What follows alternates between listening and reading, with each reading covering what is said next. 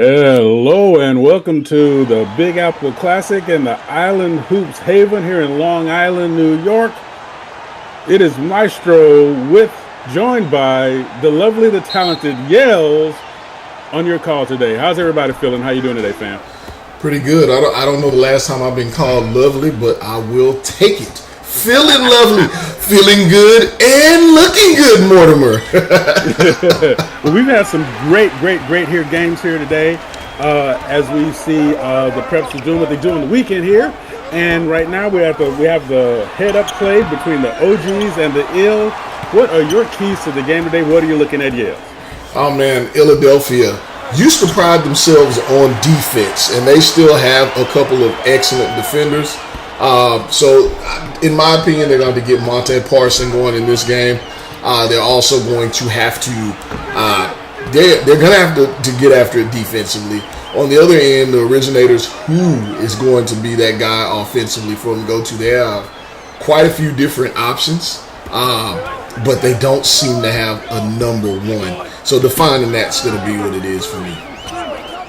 Absolutely agree with you 100%. And also looking at the fact that the Originators are just so deep in terms of what they're bringing to the table. Coach Oscar Henderson taking the reins over from Coach Alicia Dodge, the prep champion from last season. Still have a stable of talent that just makes everything essential. As we see a great bucket inside by LaJoran Tompkins III, who has been on fire all day. 16 points in the very first game that the OGs won. Also, he came with 17 points in the second game against Beyond the Arc, as you mentioned, and he's starting off on fire here today for the OGs. Yeah. Rocking and rolling. Originators off to a good start here, defending well against Philadelphia. I know that's probably the other part. As much as I said about Philadelphia having the identity of a defensive team so far this season, their offense, for as much as the Originators don't seem to have a number one, anybody can give it to you on any night on this Philadelphia elite team. I mean, the name is apt. They got great coaching. They have great players. There's a big time shot there. They're a complete team. So OG's really going to step it up defensively as well. Absolutely, and to your point, the Philadelphia Elite, they're first in field goal percentage, as you see a mid-range shot there missed.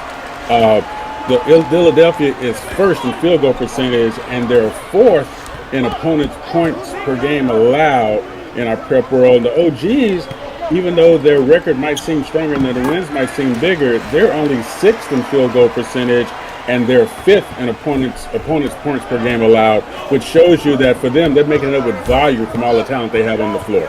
I mean, they are great defensively. I never said that they were not.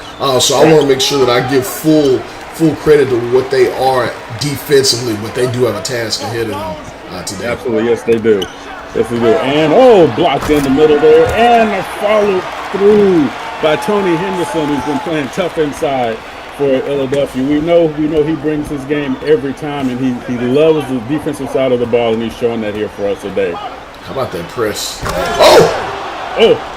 Yeah, but you know what? When you press, you got to get the line straight, and when you don't get the line straight, that's what you get. The face in the dunk, boom, boom, pow. Same thing I tell my barber. You better get that face in that line straight. You better get that line straight, or it's going to be boom, boom, pow. You're right. That's what I mean. That's what I mean, my man. Yeah, at least you got hair to do it with. So we sent Lamar the ninth, bringing the ball up past to the extended lane here. Tompkins running from still.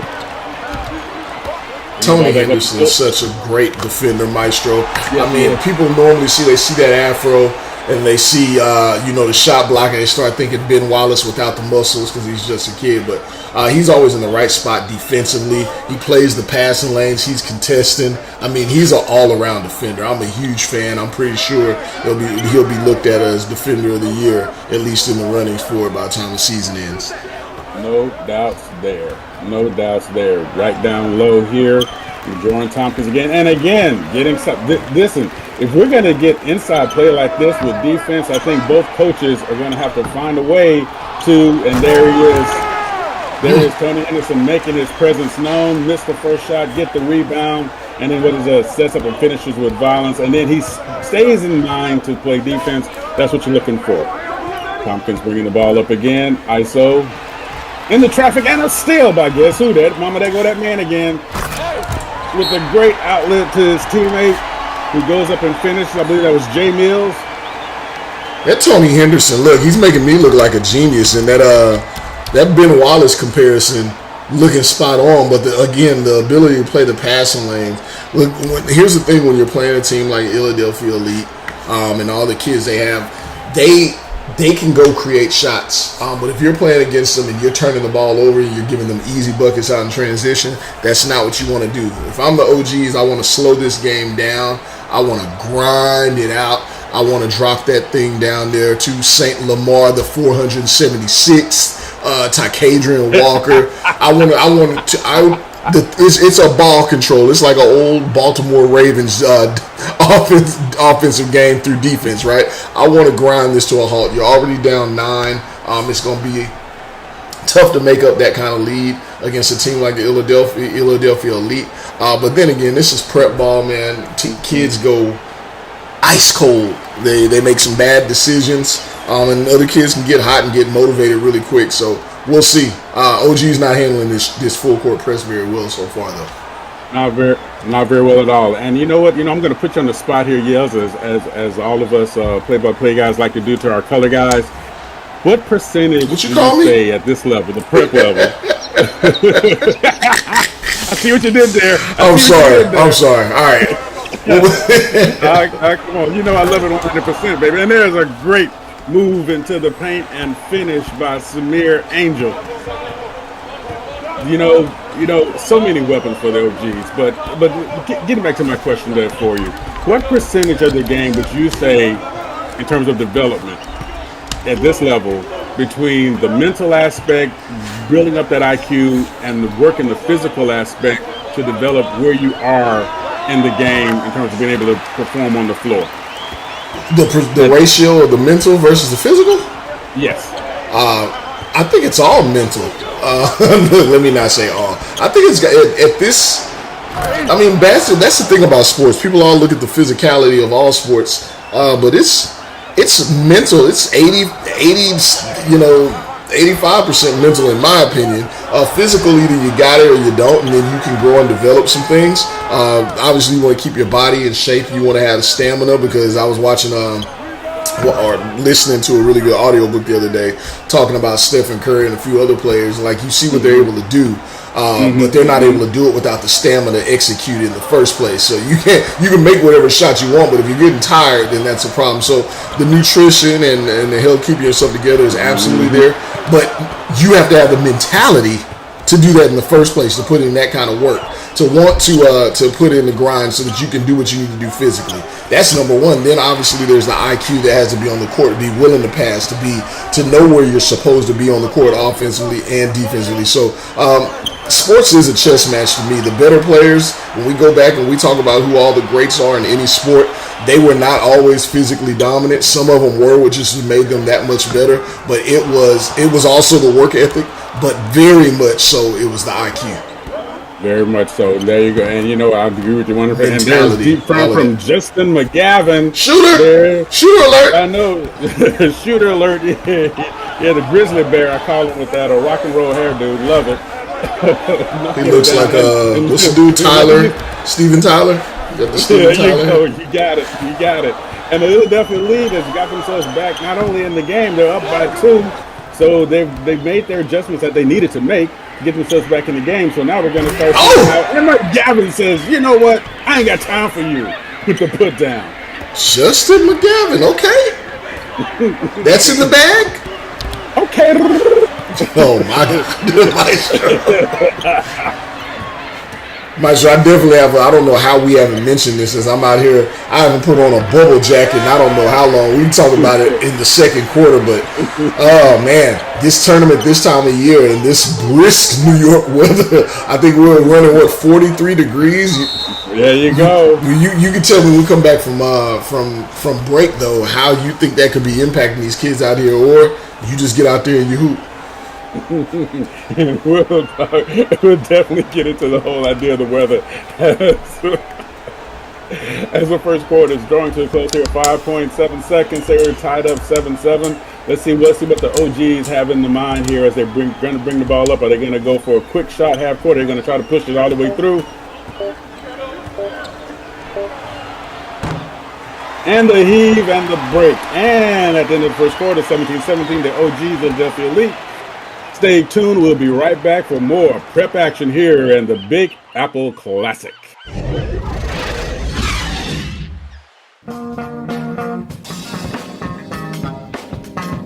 Yo, it's your boy. Check out Talking Dirty with me so we can catch up on prep news in SimWorld Sports. You know the deal. Holla at your boy. See the game? Be the game.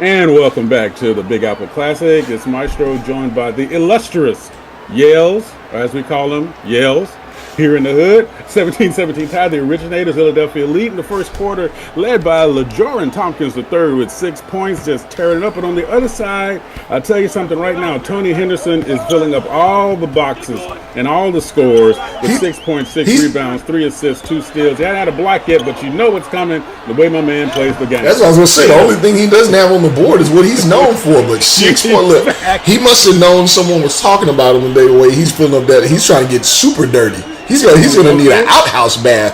I'm with that all day. You know how we give it the 30 minutes. Great pass inside. Great movement way to fill up. The OGs are trying to find their flow. But I tell you something right now, and I'm gonna give you flowers even from this side of the bench. You know what? You brought up that this game was a lot closer than people thought it was going to be, but it seems to be a really good matchup and a steal there, right there from the start. I tell you, look, if we're gonna have this kind of thievery all day, I'm gonna have to say something to somebody. That's Caleb Boateng with his second steal and already showing that I can do some defense too, yo. Hey, we're in New York. Crime has been up. Crime has increased. Crime has increased, Maestro. I brought it up though. I gotta know because I'm cold as hell over here right now, man. It's been a while. It's been a while since I've been back. What do you think of what do you make of this outdoor tournament at this time of year?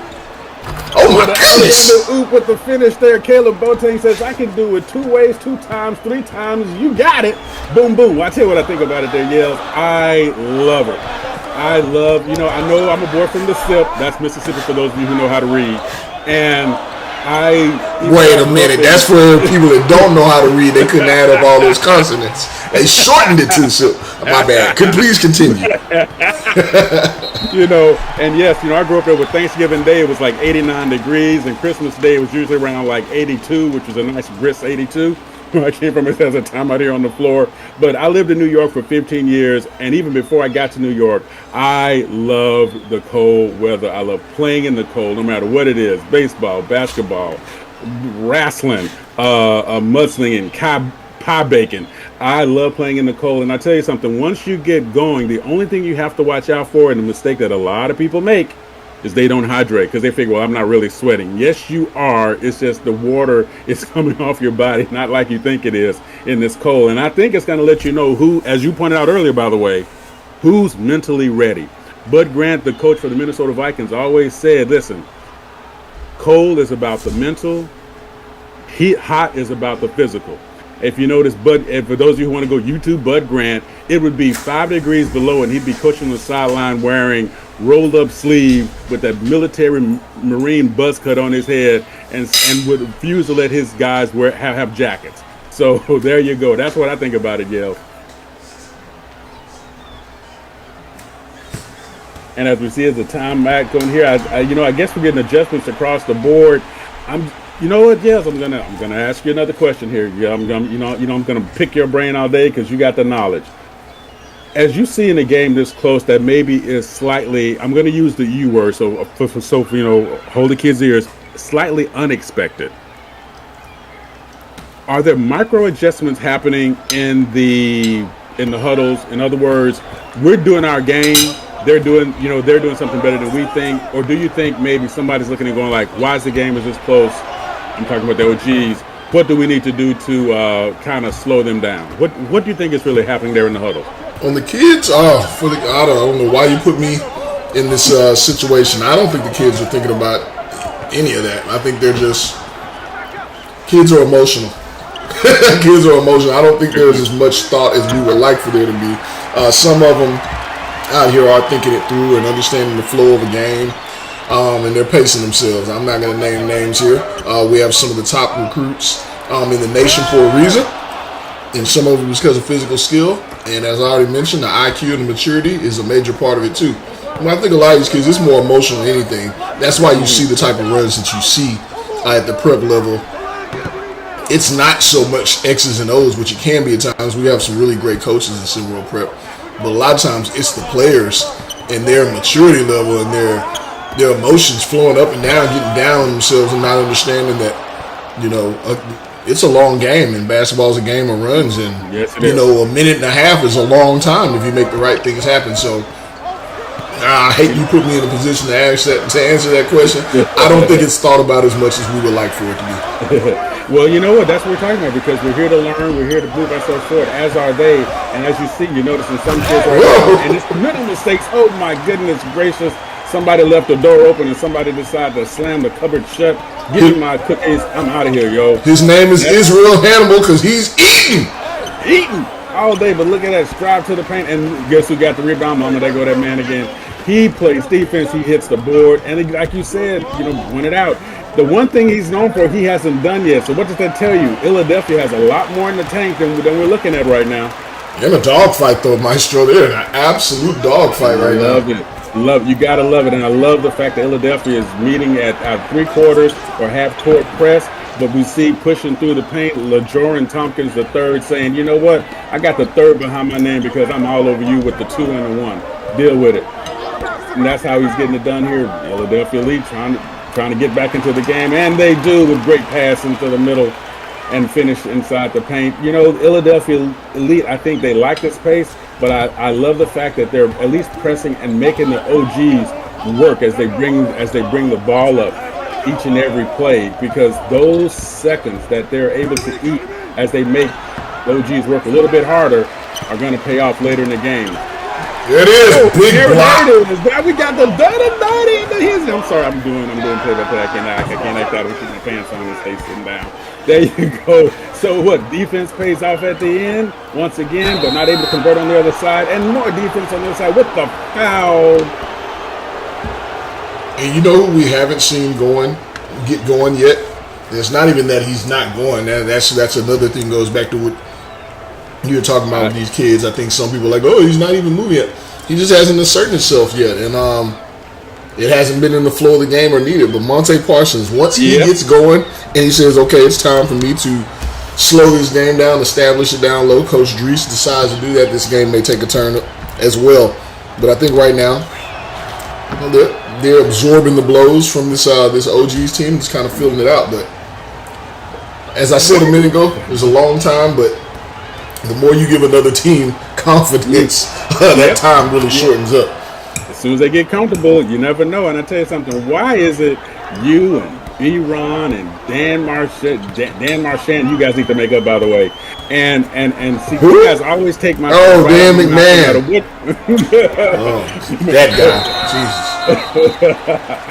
Oh, there's an alley, knocked out the oop, and a foul on the other end. LeJohn has his first foul of the day as he sends Amari Boulin to the line. 6'9" from the Bronx, New York. So it's a quasi sort of homecoming, even though if you ask New Yorkers, Brooklyn is its own city by itself, not just a borough. The Bronx is its own city by itself, not just a borough. And Long Island is its own state. So we're out here with the beautiful skyline and everything else that's going on. Listen, I'm going to just say this, and I know I always say this enough, and as he sinks both, look at that 1-point game again. The originators up 30, 33, 32. Philadelphia is right where they need to be. And continuing with the defensive pressure, you have to love that aggression. Because what are they doing? My favorite thing, they're pulling the OGs into a phone booth and making them feel like they're wrestling a cobra right now. And if that's what you got to do to kick the game, you know it's going to be physical. You have to make it work. Is that any different than being in a phone booth with a honey badger?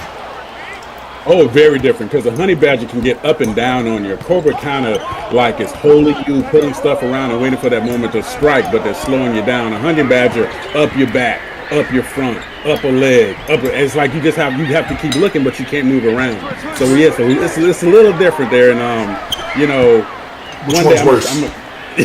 Which one's worse? I don't know. It depends, all right? So, the Cobra, they're holding you, waiting for that moment to strike, but the Honey Badger's just like making you. And there we go, another block by that man again. Listen to that. He's brought his defensive suitcase dirty already. We're still in the first half, just in the second quarter, and he is making sure he's doing everything. I'm talking about who else? Tony Henderson, doing everything that he can do to make sure that the Eels stay right here. Which one is worse? Let's see, a honey badger, a cobra, or an octopus. I don't know. We're going to have to put that to our viewers and see what they think.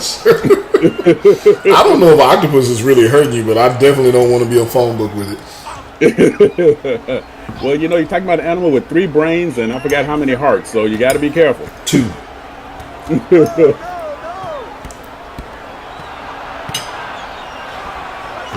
Drawing with the push down low and not able to convert, and here we're coming right back up the floor there.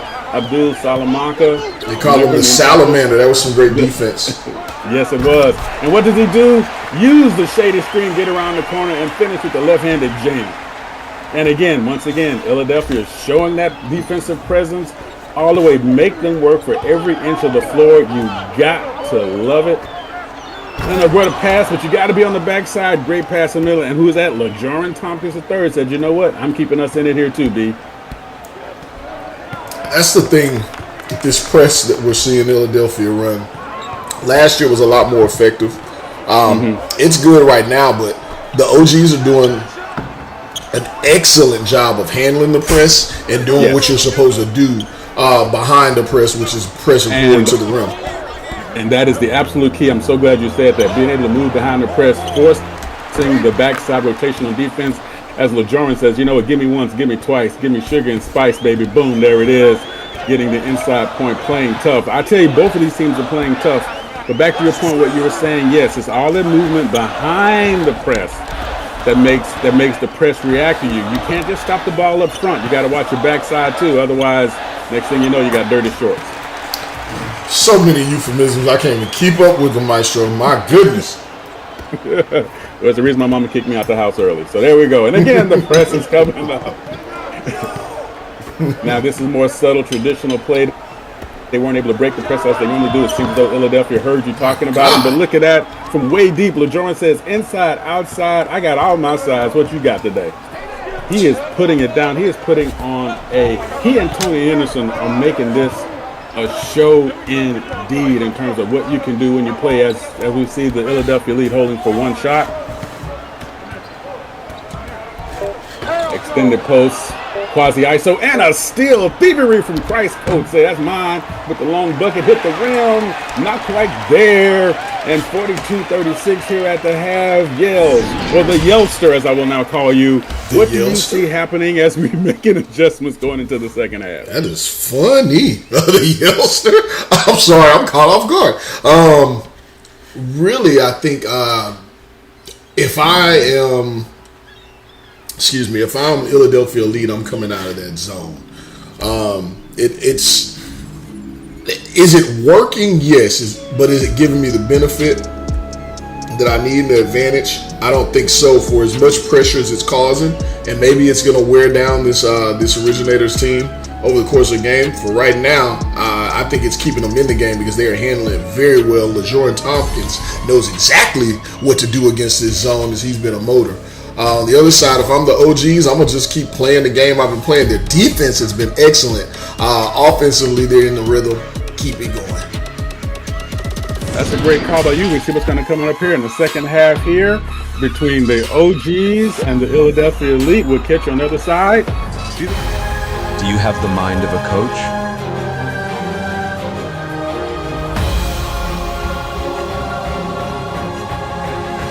Are you willing to fight for your players? Can you handle it when things get heated?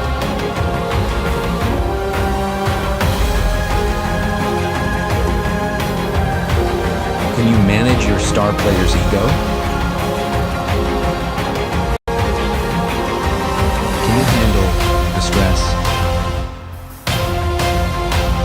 Can you become a legend?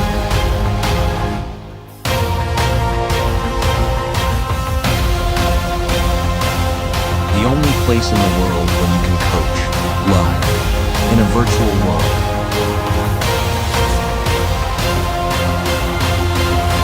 SimWorld Sports. Look, it's three-time slam dunk champion, Nate Robinson. See what you got. See, kids, if you eat your broccoli and do your homework, you could be a superstar just like me. Introducing the Tech Mini Hoop, the world's strongest portable hoop. Attach it to any door and instantly become a superstar, just like Nate Robinson. Come on now. And welcome back to the Big Apple Classic here at the Island Hoops Haven. Feels like a haven. Great game going on here between the Originators and the Philadelphia Elite. The Originators up 42-36. Yells, do you believe that there were adjustments made, or do you think both teams feel comfortable with where they are right now?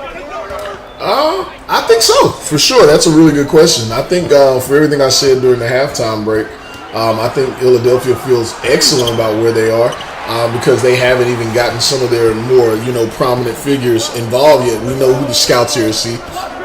We know scouts here are here to see Jay Mills. They're here to see that man right there, Monte Parsons, who's got the ball at the elbow. And clearly they're here to see Tony Henderson. They're here to see a slew of people on this Philadelphia team. So good defense there by St. Lamar. It's actually a battle in there. So Philadelphia is saying, hey, we haven't even gotten into our game right now. We're just trying girls out. I think it's cool. I think they're happy. I think Coach Grease and the kids on this team are happy. On the OGs, they got a 4-point lead. Nothing's given in basketball, but I think they came into this game as an underdog, if you ask me. They play great defense offensively. They struggle a bit towards the bottom of the league in scoring. So for them to be able to get the opportunities they have going, to have LaJohn Tompkins, the third, rolling, I think he's got upwards of 14, 16 points. I think they got to be very happy because they're right there in this thing with growing confidence. Absolutely, and I agree with you 100%. And I really have nothing to add to that. Oh my God! Oh my goodness! Wow! And so, quick yell out to all the prepsters. You are in the forest. You have a shorter player going against two taller players. What do you do? Use the backboard and the rim as a screener to help you out as cover, and you're allowed to do that effectively. And guess what? Between two of the better defenders in prep, you were still able to get the bucket and look good doing it. That was a thing of beauty. That's all I can say. What 100%. A play. 100%. And it shows you that the originators are not afraid to go inside, regardless of what Tony Henderson is doing right now, and he is doing work. W-E-R-K, get it right, yo. And that's a Atlanta, Georgia type of working for y'all that don't know. That's weird. You don't know. And there's Jay Mills there showing that he is here today. Oh, we have a foul. We got my bad. What's going on here? Okay, I was getting happy there. I was gonna be able to roll up my sleeves here. You wearing that coat I got on my t-shirt because this feels nice. They had some words there too. Yes, they did. But I think it was more conciliatory than it was adversarial, as it were. Oh, Maestro being nice and using big words. It looked adversarial to me. It looks like it's getting a little chippy out there. Hey, listen, this is ball in the hood, baby. And we got time. Yeah, time out here. Can I do my thing? Do your thing. Hey, it's on the screen right now. It's time for some shout outs. Who all we got in the spot? We got Yoshi, Tyler Allen, Killer Kai Killings. Appreciate you tuning in over there on Instagram as well, Kai Killings. That's one of the reasons you're one of our super users, showing major support. Shout out to you. We got Coach Simpson in the building, another super user. You will not see a stream he's not in. My man Carson Cutbirth in the building. Benjamin Alexander, or Andre Benjamin to be exact. I love the name, sir. 3 stacks in the building. Coach Dre Pope, I'm a effing problem. Mark Chisholm, yes you are. Saw that dunk the other day. Oh my brother, testify. Shout out to everybody that's tuned in here. We appreciate y'all showing support to us on a Saturday morning. That's what we love to see. Make sure y'all letting people know that we need some coaches. Y'all need coaches, right? Shout out, don't share that love. Y'all all got people that are Monday morning quarterbacks, so they should have did this. You know what? Since you're so good, since you got the mind of a coach, come join SimWorld and show it and prove it. You got the chance here. The only place you can see the game, be the game. Back to the action. If you didn't love that, I gotta get you to the hospital because something wrong right there. Yeah, the Yeltster making it work for us all night here today in the late night radio. I'm sorry, I'm flashing back. I'm back. I blacked out for a minute. You were so smooth there. Shout out Justin Zane too. I missed him. Okay. My man Justin Zane. 4-point lead though, Maestro. Oh my God! The crisscross will make you reach. Oh my goodness. And again, I point out something you said earlier so eloquently. As good as the Philadelphia's defense is up front and at the play, and that's how you get it down there. The salamander Abdul Salamanca saying boom boom pow. The idea of how strong they are at the ball is the backside that's been a little weak, and the originators are finding a way to make them play. That's what you can do with high IQ and talent. Yeah, I mean, again, trust me, I'm a big fan of running Rebels back in the day when they used to run. I can't forget my coach. Them in Arkansas, a couple other teams used to run that full court press, Maestro. 40 minutes of hell. Tarkanian used to, and Robinson, Coach Robinson with Arkansas. Yeah. I mean, there's a couple new versions of it this year, but it's not, in this new generation. But the intensity is not the same as it was then to me. So, point being, I'm a big fan of the press, but the problem is you got to be able to run that press on a string. Like they did back in the day, or you're giving up just as much as you're taking away. I feel like that's what I've seen so far in this game. Absolutely. And for those of you who want a little history, please look up those two teams at their heyday at a time when it felt like the court was 100 yards long. Samir Angel is just saying, you know what? How tall is that? I believe I can fly. I believe I can fly. I believe I can slam your face. Think about it every night. I'm sorry. 6'3", Brooklyn stand-up BK in the building, showing a little bit of what he can do. Represent.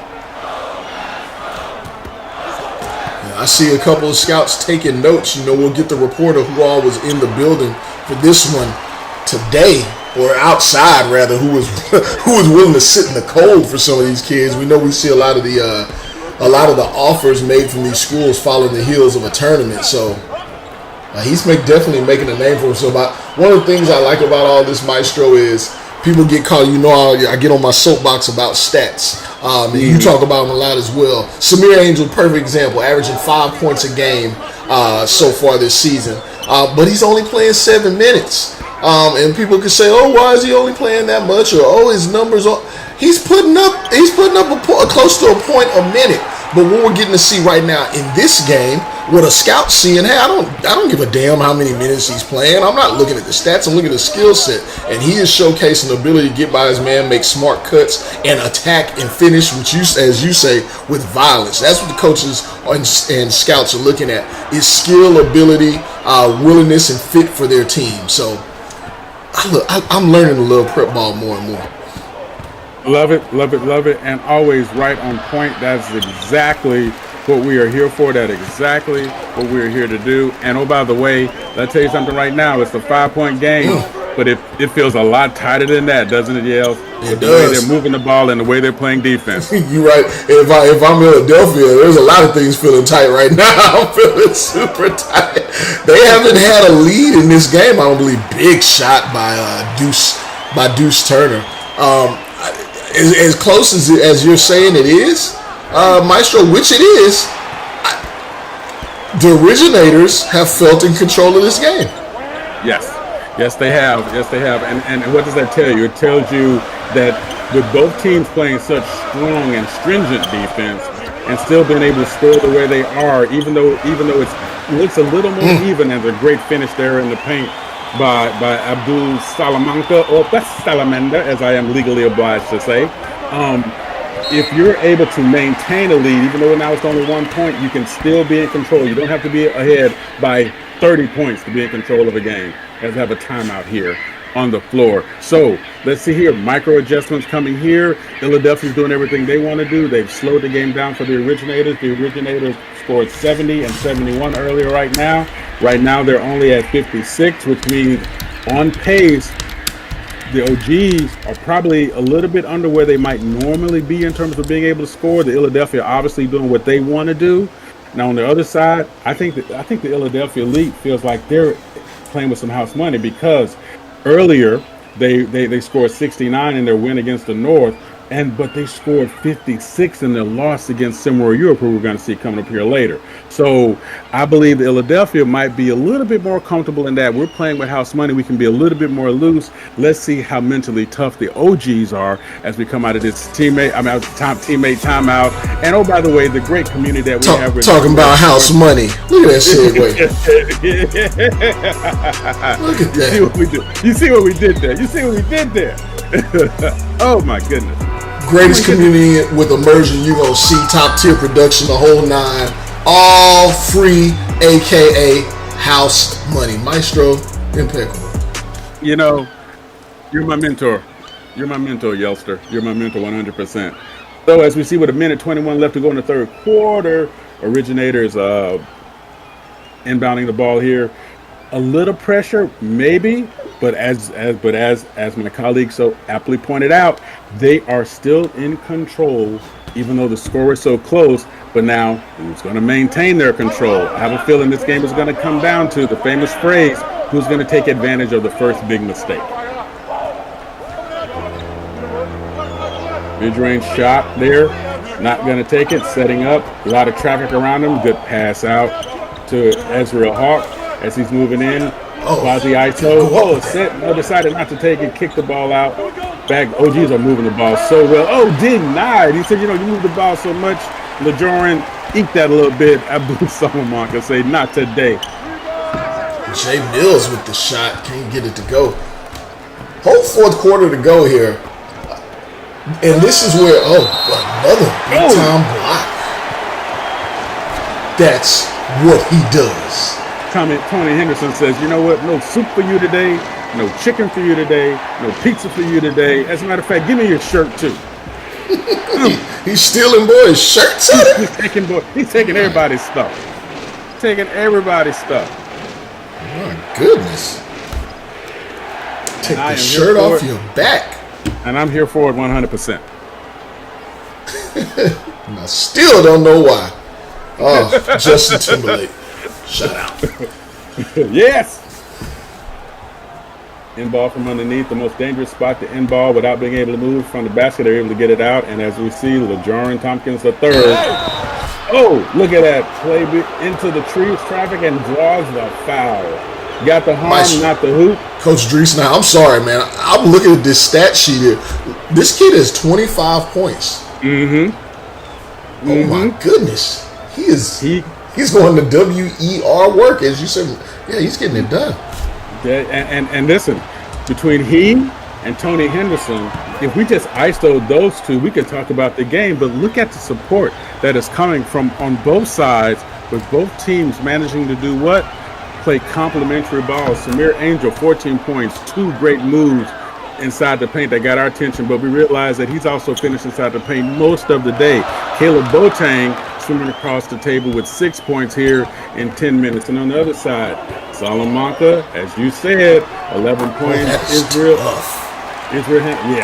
Hannibal, 9 points. Monte Pearson, 8 points. I tell you, Tony Henderson might only have 6 points, but saying might only means that I need to go and talk to my parole officer, because that man is getting it done across the table. So I'm going to do some of everything else. You guys just do what you got to do.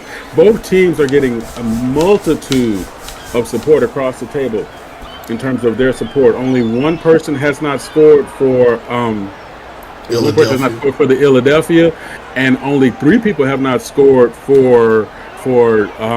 the OGs. They're all impacting the game, though. But they're all impacting the game, and thank you very much for saying that, because that's what I want to look for. Give me some rebounds. Give me some assists. Get on the floor. Get yourself dirty as we hold for one shot here. That was a terrible turnover there. Philadelphia with a chance to close this quarter with a lead thanks to that turnover. And they do. 59, 58, 0.6 seconds left, and they're still with the press. That's how you stay in the game. Tony Henderson says, I'm not giving you nothing. And we're in the third quarter here, 58, 59. OGs 1 point behind the Philadelphia lead, who has got the lead again. Coming back here for the fourth quarter. Stay tuned here, SimWorld Sports. See the game, be the game. Be the goddamn game. Up all night, putting work till it's daylight. Yeah, inspiration ain't required. I go hard in the pain even when I'm tired. 'Cause tomorrow ain't promised. I give my all, ain't nothing left. No tomorrow ain't promised. There's no tomorrow, no tomorrow, no.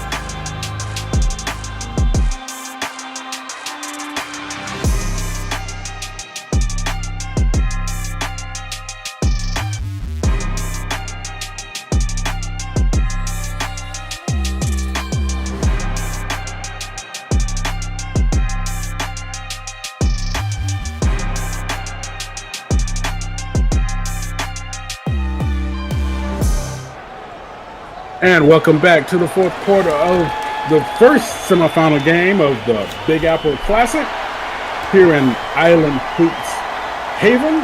Maestro joined by the Yellster, or as we call him, Yells. Maestro, did that bird almost get you out of there? This outdoor element's a little weird. I don't know, those pigeons, the seagulls, or what? Oh my God. Almost got me there. As it explained to me, if you get crapped on by a bird, it's good luck. Yeah, I'm not buying. I've actually had it happen twice. Didn't nothing good happen after that other than me trying to get cleaned up. Yeah. That's what my friend told me that. That's good luck. Oh well, as you stand there and you did not get on. Because I know it and Darren. 3-point game, Philadelphia, Maestro. There's some good defense too.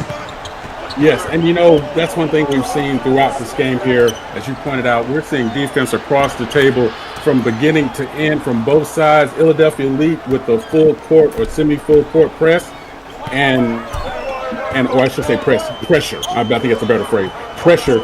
And originators have responded in their way, but I tell you what, right now, the OGs need to kick up that defensive stride just a little bit as we see the OGs being able to follow up with shot after shot with offensive rebounds. The OGs are going to have to stop that happening with the last 6 minutes and 50 seconds of this game. Otherwise, the Philadelphia is going to be able to pull away from them slightly. We know it doesn't take much. Win by 1 point, win by 50 points, and still a win. Must be that time. Looking at my watch, it's about that time. Monte Parson time.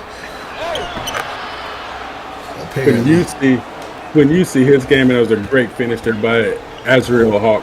When you see that sort of intention, left the back door open. Somebody made somebody pay. How you feel about that today, Israel Hannibal? How you say it? Eating. He's eating. Oh my God! Ooh, what a pass and what a finish! They're all up through the paint. Tyke Darian Walker, the Tud, as it were. Haven't said his name quite as much as I thought we would today. And he do that in the face of who? Tony Henderson. He says, you know what? Bring me your biggest man. Bring them to me. As he goes to the line with the hoop and the harm, I believe we're constitutionally obligated to say that. This is a really good game, Maestro. I'm gonna be honest. You came into this one, expectations were not as high. They weren't. Just to be honest, I wasn't sure that it would be as competitive as it's been so far. It's been incredibly competitive. One of the better games we've seen so far in this young SimWorld Prep season. Yes, and the best part about it is, I'm just gonna say this right away, is we're seeing in-game, oh my goodness, outside of the violent finish there at the end by guess who else? LaJoran Tompkins, the Tud! We're seeing in-game development both mentally and physically. And that is just a testament to both of these coaches, Oscar Henderson and Juice Williams. He got a hand on that. It's a good block. Tyke Adrian. Trying to shoot over the 6'10" guy. I think he got a piece of that. Yes, he did. And what does that tell you? That tells you that they are not conceding anything.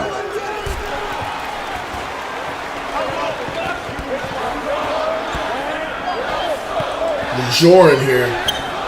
And there's another block by Tyke Adrian. He's about to get rolling here defensively.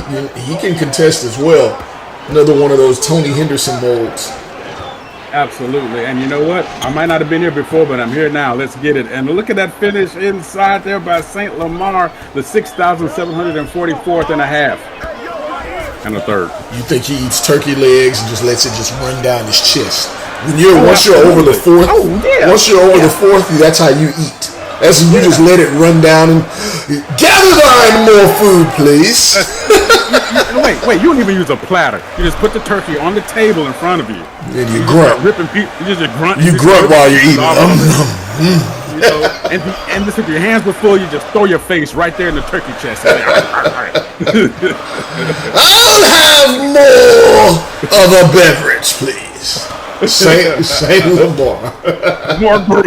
More gruel. As we see from the line there, great release there. And and I say this all the time, we talked about this before. If you're going to do the dry shot or the whatever, the practice shot, make sure that your actual shot is the exact same way. Don't change your wrist angle. Don't do it to look pretty. Do it to actually get your muscles to know what they're gonna do next. Your move should be the different whether you have the ball in your hand or not. Sorry to go maestro nerd on you there, but there it is. Price coach with a pass over to Darren Walker, the third.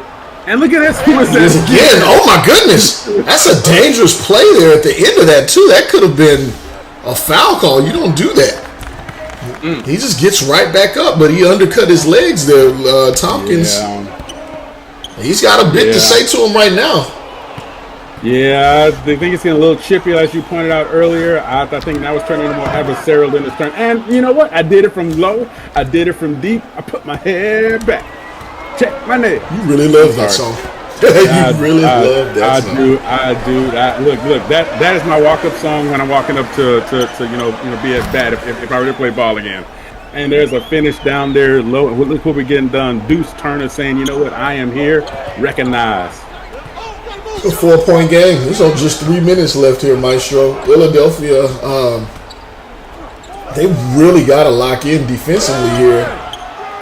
And they've yet to do so. And it seems like the strategy is just let LeJohn Tompkins, let him go do what he needs to do. And we'll see if anybody else can beat us. But right now, he is getting the job done. Everybody else is contributing as well, as you said. But it's really just on hard cuts to the basket. Oh, my God, what a shot. Oh my goodness. Deep shot. Now we got to take both teams are doing what they are going to do, and I'm going to say this again, 100%. The Philadelphia Elite are playing above the level that we've seen them play here earlier today, and it obviously matchup makes styles, right? Styles make Philadelphia or the Originators. Actually, let's see here. The Originators are actually a little bit above where they are because they only scored 70 and 71 points earlier today, and right now they're closing at what? 73. And the Philadelphia Elite only did 56 and 69. We know they can score though. I'm gonna have to stand on business on this one. To me, the OGs are playing well above how they normally play. But hey, that's how this is. You win one tournament, you get rolling. We saw what BTA did. Not able to do it in this tournament, but what they did just a tournament ago. And SimWorld Latin America. So yes. Before we get out of here, though, real quick, we're all the way on the East Coast, Maestro. Next week, we get to head out to sunny California for the West Coast Takeover. Make sure you guys are locked in, tuned in, and joining us for that one for more SimWorld prep coverage. 11 a.m. Eastern, much earlier than that on the West Coast. Those kids are going to be up super early running those non-televised games. Yeah, but you know what, though? It makes those televised games feel that much more smoother and that much more tasty, as it were. You know, we got some great talent, as you know, with the best coast ballers, the reigning trays, just down the table. Showtime basketball, Rocky Mountain Monstars there. The Scorchers. I got to get used to saying the Scorchers and my goodness, what a shot! Yes. And when we come back to reality, yes they are. You know, they're feeling it across the table. Yeah, and here's the thing. I'm just going to say this. I love the perspectives of the game, and here's something that the youngster and I would just like to share out with everybody. We both are seeing the same game, two totally different perspectives, but guess what? We can talk about that in terms of our perceptions of what's going on. Just throwing it out there, maybe sometimes you can disagree with somebody and still agree that it's still happening in the right way. You know what I'm trying to say? Just trying to give a hint to be a little civil as you interact with people. Civility? Everybody love everybody. That is a noble statement. Noble statement. And I know why you're saying it. Haven't seen it as much as we would like to nowadays. But everybody love everybody. Jackie Moon. Hey, and if you love sports, If you do. It's always better with a friend, so make sure that you're inviting people here to SimWorld to enjoy the experience in the same way you do, and hopefully the way that you do is by being heavily engaged. If you are engaged, you get a head coach to join, you'll get a referral bonus of 5,000 EMs that you can spend on gear, you can spend on training, you can spend on whatever. They will also get a 5,000 EM sign-in bonus. And if you just want to be a super fan, which is totally fine, you just like to just talk and give your opinion and, oh, this guy sucks, oh, this guy's great, and you just have, hey, there's a place for you to do that, but you got to do it at a certain level. You got to be incredibly active. We can use some super fans, so can some of these kids here. So SimWorld Sports is the only place you can be able to do it. See the game, be the game, deal with it. I'm sorry, I'm back. 3-point lead here, Maestro. There's only 2 minutes left. I think we really got to lock in ourselves here. Yeah. And listen to the defense pressing on the inside, a little help side stay. Oh! Look at that work. Oh! He dropped it too short. It's a little too short, and OG is coming back up the court. They can either take their time, run some clock, but they're going to attack. They are feeling good today. Yes, they are. You know what? If you're going to attack, you keep attacking. That's right. Stay in your mindset. You what's been working for you, because the defenses often prevent you from winning. Listen to this crowd. This is prep outside in the cold. Love the tank top. What's going on with we go? Oh, big time block there from Takasian. Takasian says, I'm here. But way to stay with it. The play ain't over till I say it's over. And look at that. So the court defense again yells.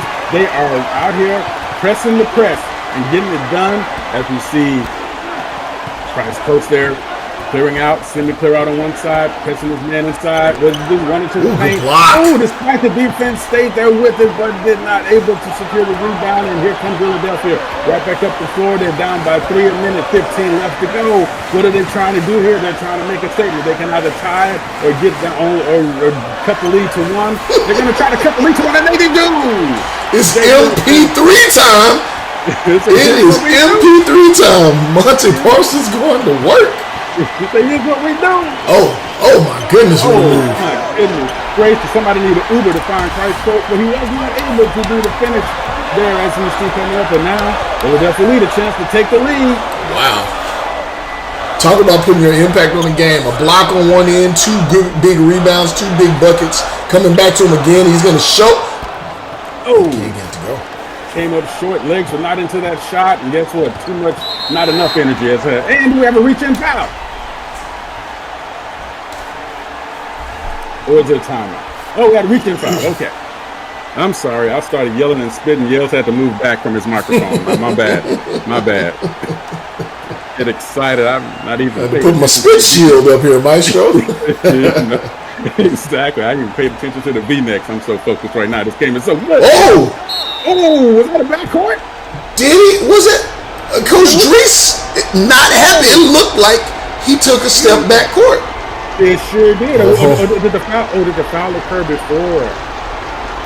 Wow. They got away with one. Oh, seconds matter. Seconds matter. That's what she said. There you go. It is what it is. And guess what? LaJoran Tompkins, their turn. Is at the line. Chance to put his team up by 3. 36 points on the night that he misses a clutch free throw. I don't mean to laugh, but I love seeing these kids respond to this as he makes 2. Now they're up by 2. What will Philadelphia do? Will they bring it up 31 seconds? No timeout. 1.8 seconds, no timeout. Difference in the game. Oh, I believe they just took their last timeout. They did take their last timeout. I think we're going to take a break with them too. Really good game going here. Appreciate everybody staying locked with us across all platforms: YouTube, Facebook, X, Instagram now, and for those of you tuned in on LinkedIn, because you're about your business. Actually got a job posting up there right now, so you guys take a look. SimWorld Sports Company, we are taking in applications. Be right back right after this. Rebound Bosch. Back out to Allen. His three-pointer. Bang! Now there's a steal by Bird. Underneath the DJ. Right up. What's this going to be?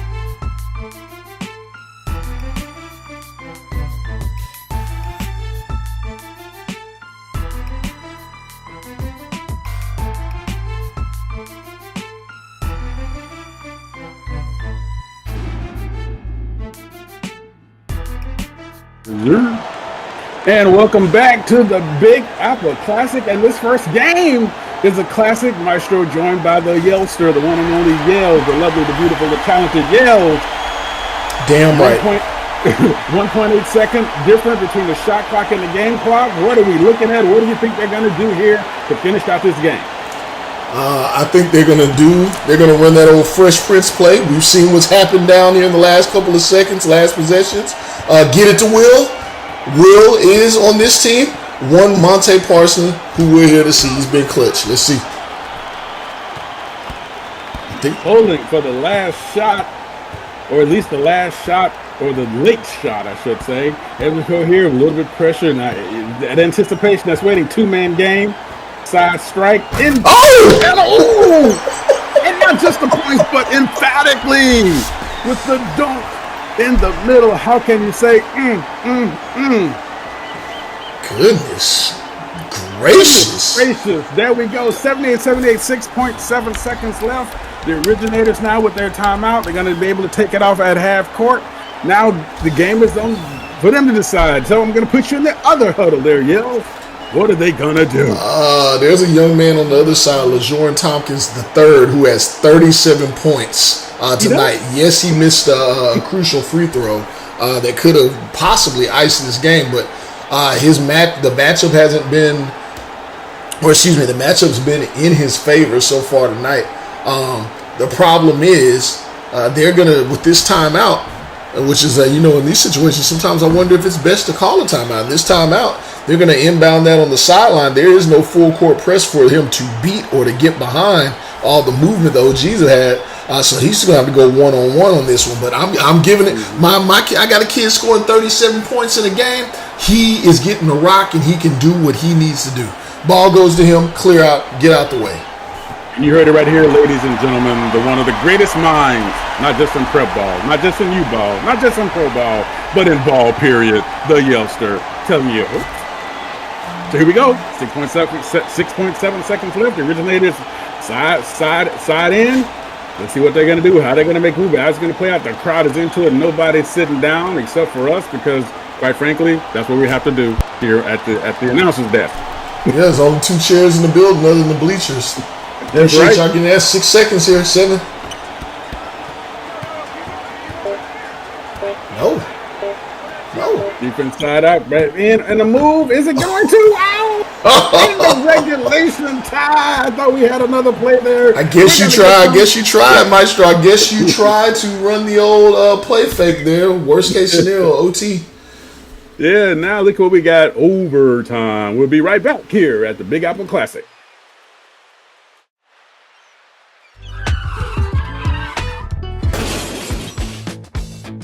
SimWorld presents Around the Table with E and the Fat Man.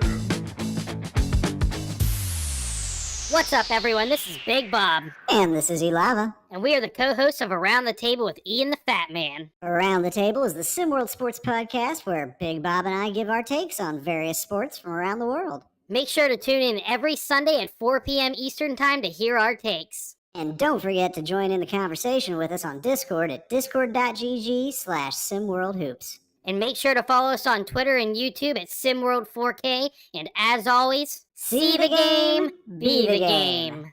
Later, folks.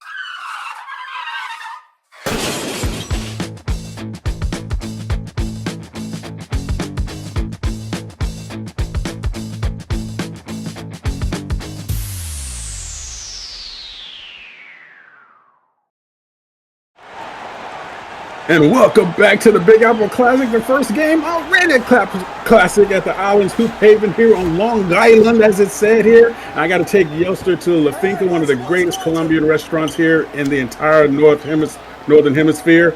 And Yells, overtime, free ball.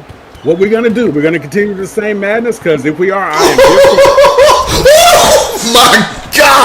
My God, to answer your question, if you didn't just see that, right now you got your answer. He put him in the mix, crossed him, flipped him, and then finished at the rim over and through a man. LaJordan Tompkins is a man on a mission today. Yes, he is. Yes, and you know what? To quote the famous word from back in the day, slap it up, flip it, rub it down. Oh no. This is a breakout game for this kid. He is a big time talent, but he's showing just how much of a talent he is. He's the number 36 ranked kid in the country composite ranking. If you were to look at all the different rankings out of Delaware, putting Delaware on the map. But I think he's showing that he's even better than what people thought. You know, 7.5 points a game coming into this game. That number is gonna skyrocket a little bit. Mm-hmm. And Salamanca has had the toughest of times trying to guard him here tonight. And oh, by the way, I'm going to say this. We talked about how they played 2 games before this particular moment. Mr. Tompkins has been doing it all day. He's been in the forefront of his team's presence all day. Defensively getting after. Look at that. You're going to get that steal. Get that steal behind the back. Do the spin move. Put you in the cycle. Pass it to your boy. Oh, what do you do? Goodness. Oh, when I move, you move. Just like that. Come home, Mr. Tompkins. How you gonna do it like that? He's doing it all.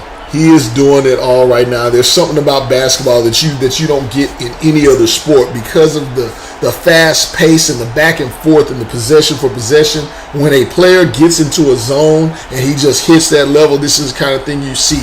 You see him able to get it done on offense. His offense turns to defense. Defense turns to offense. He is leading this team for the OGs, and his teammates are riding his back saying, hey, carry us on home. On the other side, Philadelphia, I can see Coach Drees over there with the no strands of hair that he has. He's pulling his beard hairs out now saying, what are we going to do to stop this kid? Yeah, I'm sure he's using some other words I'm not going to use. Yeah, absolutely. And, I tell you something. When you're in that zone, or what psychologists call the flow state, I'm sure right now the game feels like it's going in slow motion. He's just deciding, like Neo in the Matrix, so I'm going to do this now. No, you know what? I'm going to do this instead. You know what? I'm going to leave him right there and go over here and do this.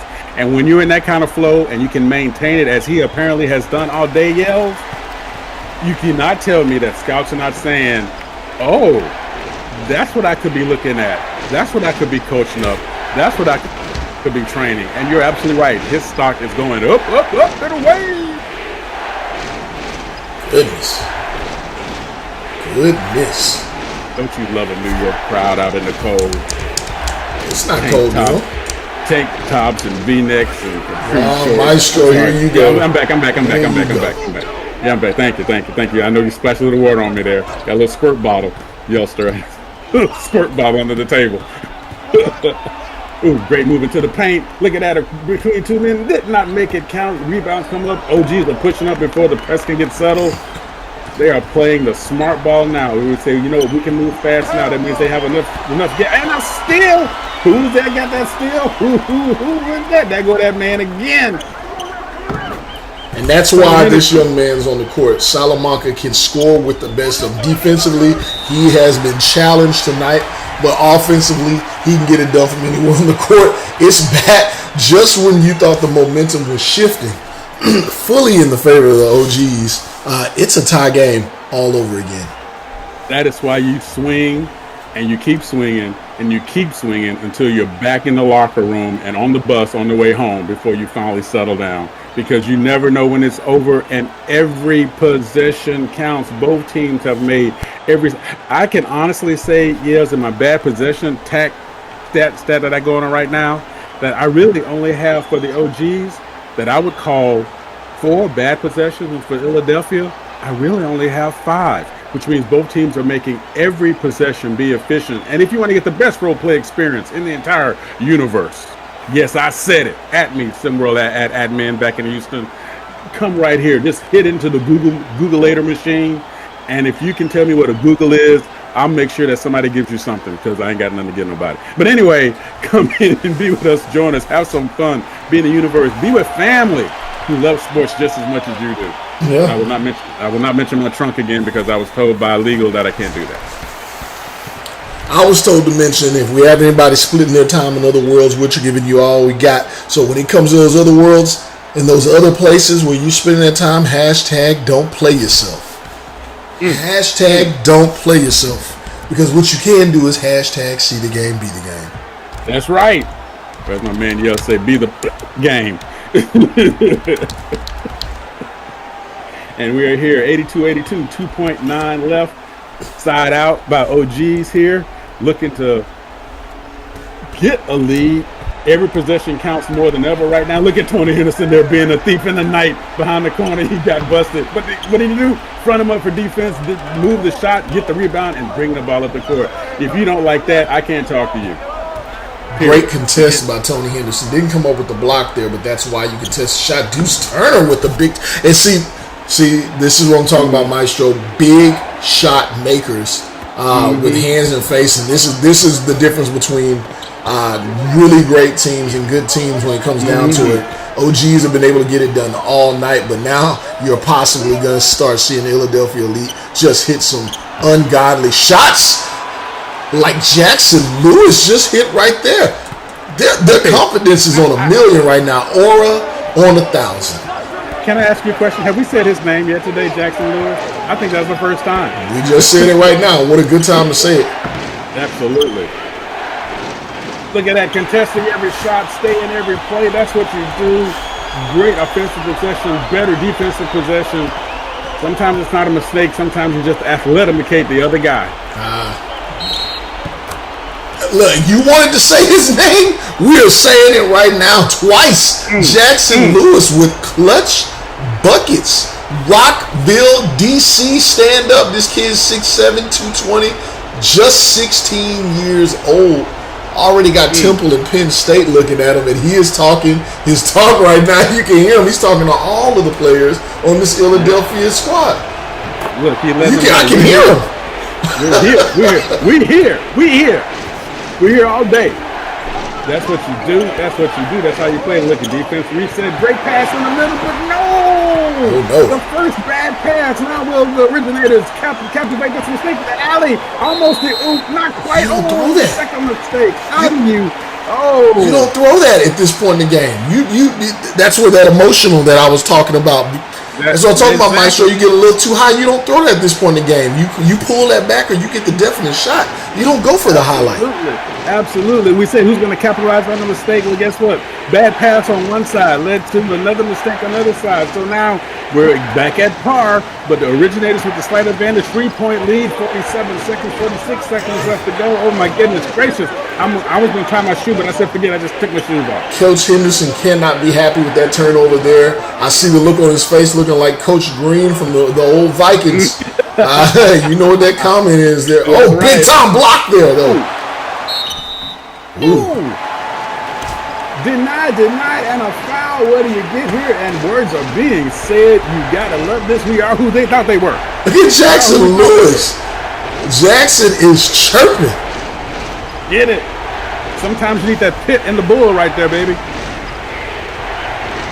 What's the bull in the pit? I don't know. Help me out here, yo. I'm just looking forward to a great finish here. Looks like we got it is a great finish. It is a great finish. Look at this. At the line, who else? Tony Henderson, the guy who's been out there, seems all day, been all over the floor, everywhere, defensively, offensively, getting it done for his guys. And guess what he's doing? Right now, get a chance to pull his team within one with 27.7 seconds left to go in the game. Clutch free throw making from this young kid. 1 point game. Ice water in the veins. Not sure what Coach Drees is unhappy about there. I'm sure that's what the strategy was, but Tompkins going back to the line. Perhaps this is not who they wanted at the free throw line. Can understand that, but you know what? If you're going to play the foul game, play the foul game. Don't give the originators an opportunity to run precious seconds off the clock. So you have to take your chance with the left-handed free throw shooter.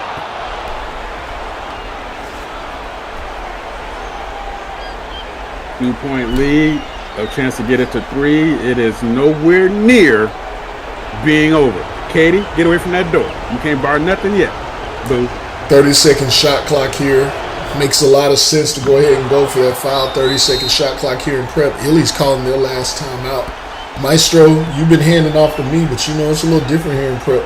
What are you doing coming out of this timeout?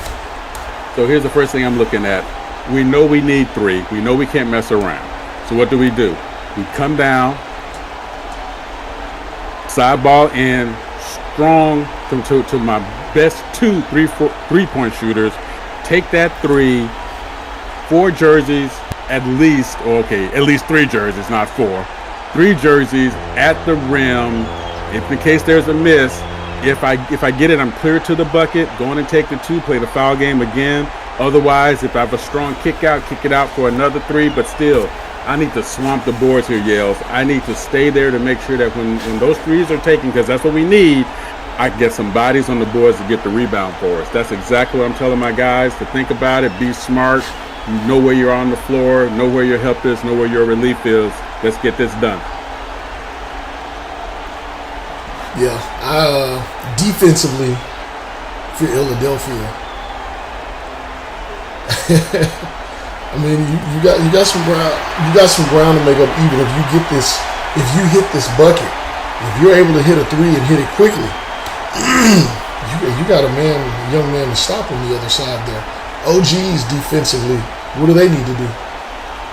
They need to make sure that this pass does not get in cleanly. They need to identify who are going to be the best 3-point shooters on the floor and make sure that they are on them, like, I won't say white on rice, but like a cape on Batman. They need to make sure that they can't go anywhere without something being right there since we're in New York. And make it so that it is impossible for something to happen. A lot of time here. So they're going for the guaranteed 2. Smart. Did not get 3 out quick, so now we're going to play the foul game again. Who do you want to get the ball? Ooh. Whoa. It's a dangerous pass. Yes, it was a very dangerous pass. And I thought it might have been a floor violation there for a second, but I see that everybody's in it to win it. Let's go get it. And now we see if the left-handed. So this is a 1-and-1 maestro there, not in the penalty yet. So this is a 1-and-1. He's got to hit this first one. Look, that's why you're the greatest in the business. Every single detail. You're always in the flow. And he made the 1-and-1. Now they're up by 2, a chance to extend the lead to 3. Same situation, but a lot less time on the clock. Look at this crowd. Yes, how can you? SimWorld Prep, nothing like it. No more timeouts. No more timeouts. Now we got to bring it. I'm surprised that there's no pressure to make the work coming up the court. Hopefully they won't live to regret that. Quick 3. Oh my God. Off the bucket. Nobody there to rebound. No one there to rebound. First of all, I was surprised the OGs did not pressure come to make them work to get the ball off the floor. They got the ball up cleanly. And then a free 3 open, but there was nobody from the ill underneath the boards to get the rebound. Yeah. Did something happen too quick? Do you think that was a mistake? Or come on, man! Don't ask me an obvious question. Don't you? That is. There's no way. I won't say no way. I cannot imagine Coach Drees or any other coach saying, "Hey, as soon as you see yourself have an opening, I don't care if you are 4 feet behind the 3-point line and just put it up. Either you're managing clock there or you're managing for the best shot. You can't give up both of them." That's why you're the best in the business, my boo. Let's get it. Up by 3, chance to go up by 4. Not there. Missed the low. Philadelphia has to work. They don't have time to wait around. 1 second. Heave. Oh, air ball. Final, the originators, 91-88 in the very first game here of the Big Apple Classic. It was a classic unto itself. We'll see you coming up here. Europe against G5. Wow.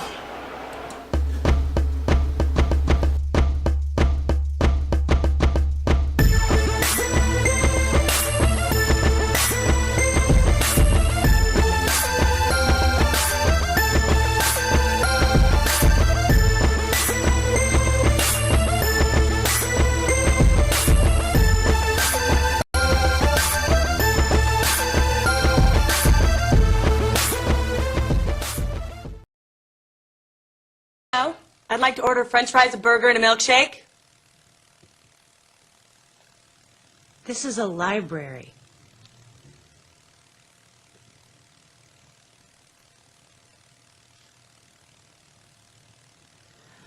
I'd like to order french fries, a burger, and a milkshake. SimWorld,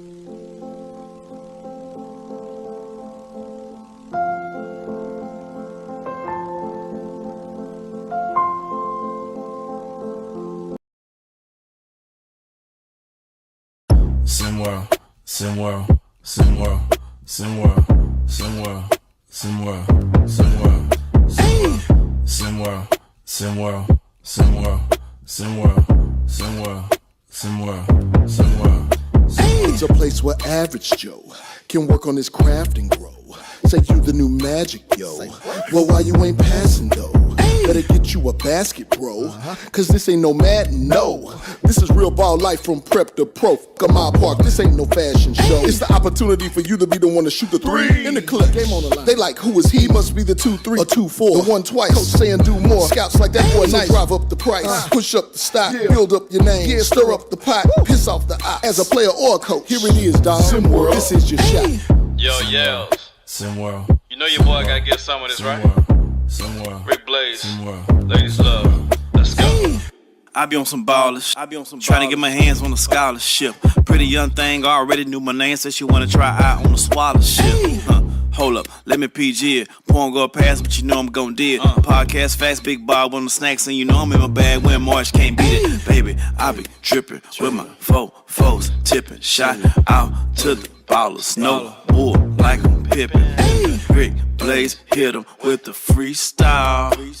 SimWorld Hoops, man, them boys wild. SimWorld, SimWorld, SimWorld, SimWorld, SimWorld, SimWorld, SimWorld, SimWorld, SimWorld, SimWorld, SimWorld, SimWorld, SimWorld, SimWorld. And then when their lead expanded, they turned into a highlight machine, except for the problem was there was no film in the camera.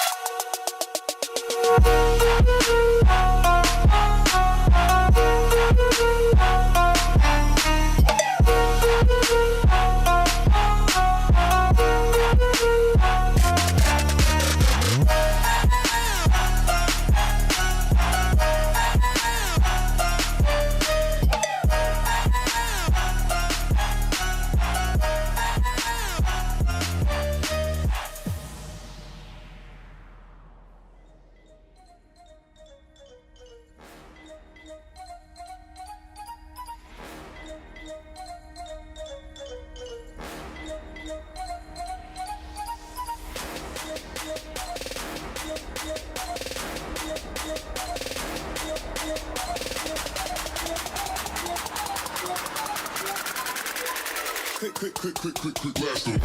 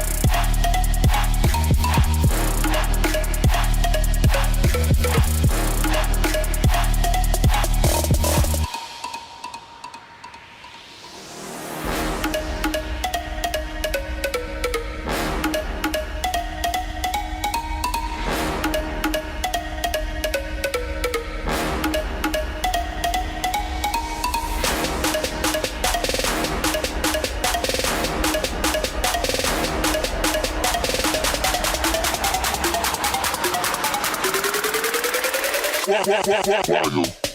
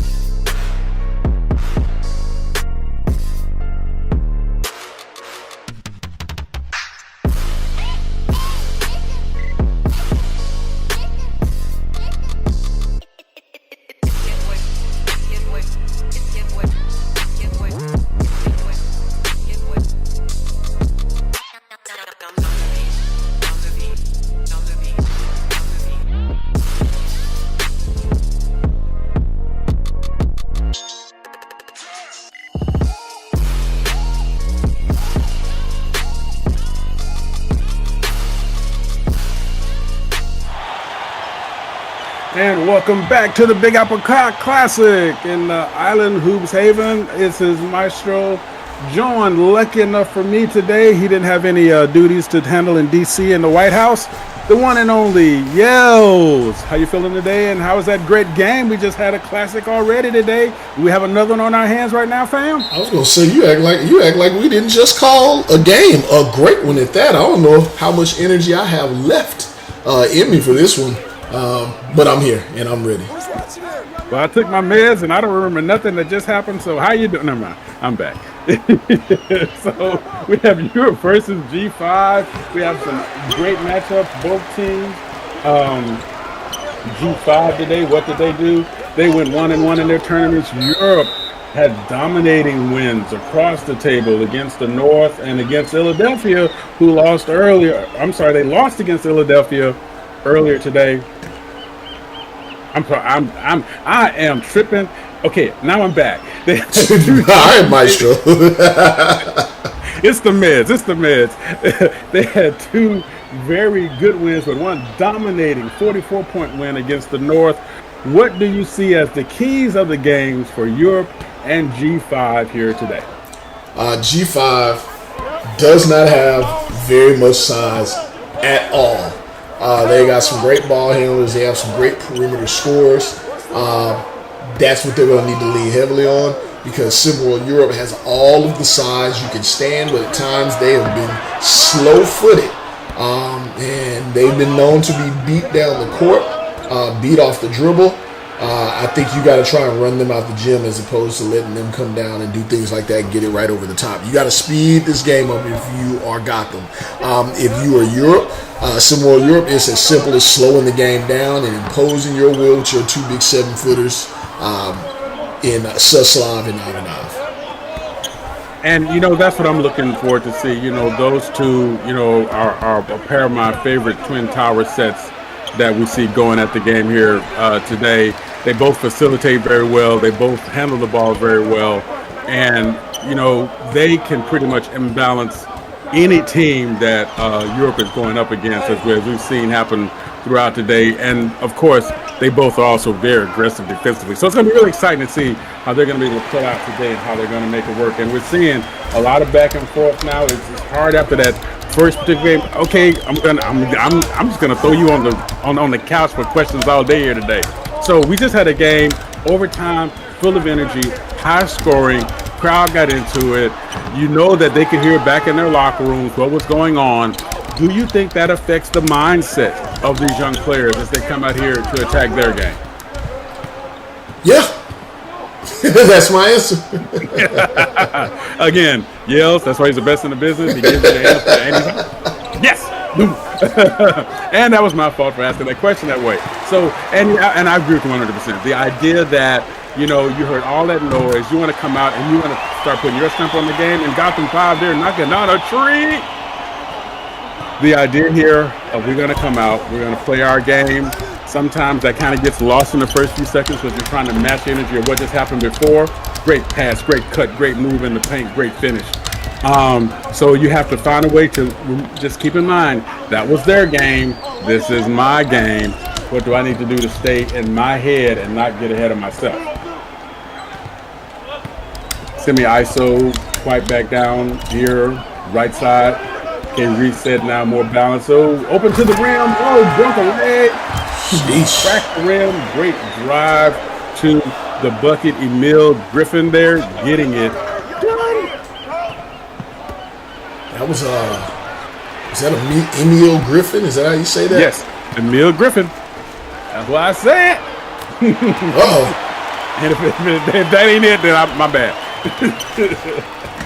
I think it is. I think we're on the right track here. And then when you go back and say this again, give Maestro a shot and straighten him out if in case I was wrong. And look at a tough shot in the bucket there. Finish up by Ivan Suslov. Shows, look, I can do it ugly too. He's really, honestly, Andrei Ivanov gets so, oh my God. Emil.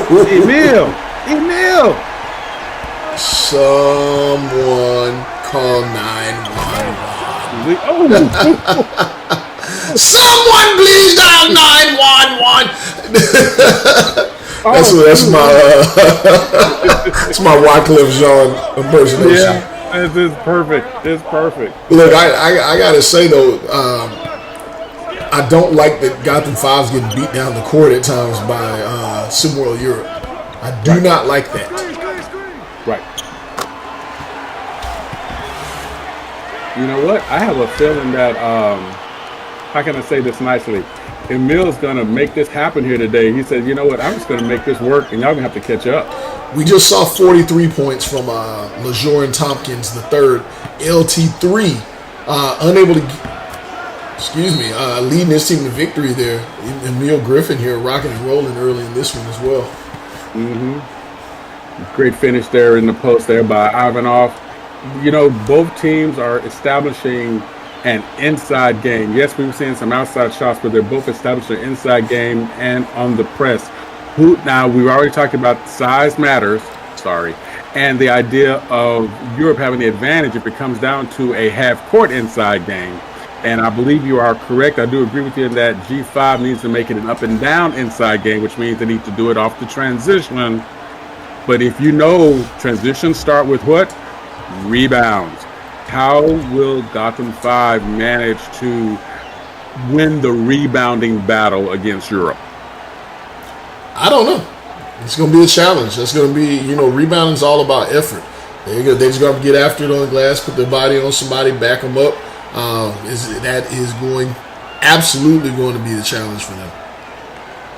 And then I think I kind of got a little sidetracked. I was going to say that the other problem with that is Andre Ivanov, as big and talented as he is, and just as much of a force as he is, we do see the other big kid, the big Russian kid here, Suslav, getting his confidence and getting rolling here, and he's really truly the dangerous one out of the two. To me, he may not have come fully into the physicality of his game yet, but skill-wise, he's pretty swift on his feet. He's got good range on his shot, and obviously he can finish on the inside and has great size. If he gets rolling tonight, that's big time. Or today, that's big time problem for Gotham. And you know the whole idea here, and something that we say across the board, physicality is a scale, right? So some people are physical to the point where they leave bruises. Some people are physical to the point where you know that they were there because you feel their impressions on your body, but there's no marks, right? So you have to define your game around your level of comfortability with your physicality and how you're able to be effective, because you can be so physical that you basically lose your effectiveness. So there's a balance there, and everyone has a different watermark, so to speak. And that's something that these kids are having to learn at this stage of the game. Let's see Europe bring the ball up. Great ball movement, as we always see with Europe. They've always managed to do that. Quasi reset here as they go back to the top of the key.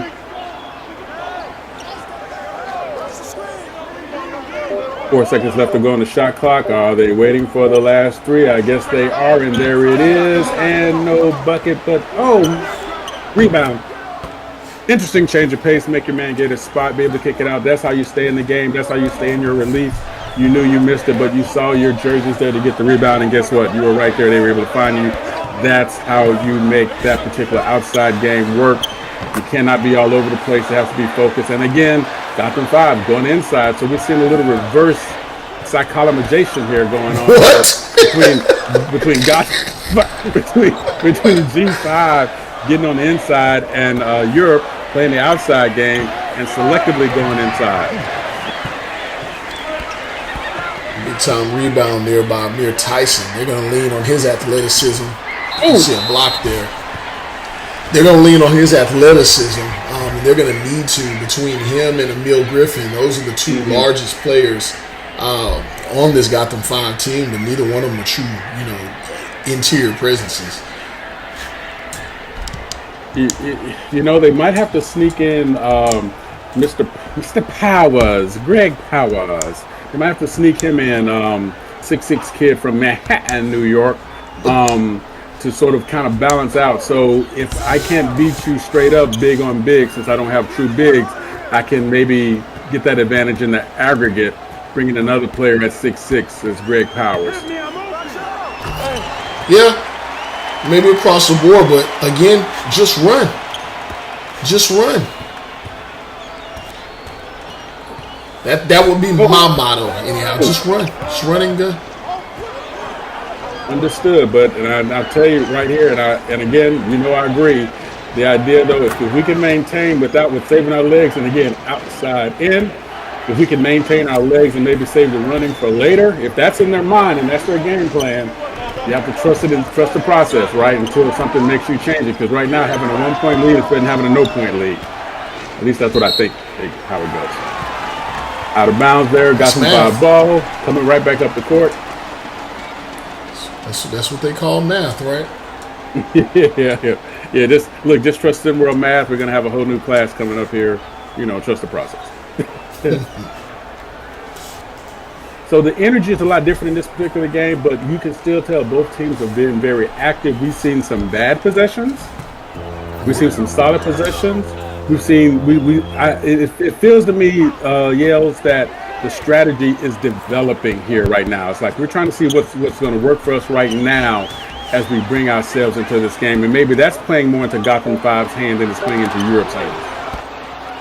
Well, Coach Porter trying to figure out what he wants to do on the fly. As we see Zoe Doran with the block and the coast to coast there.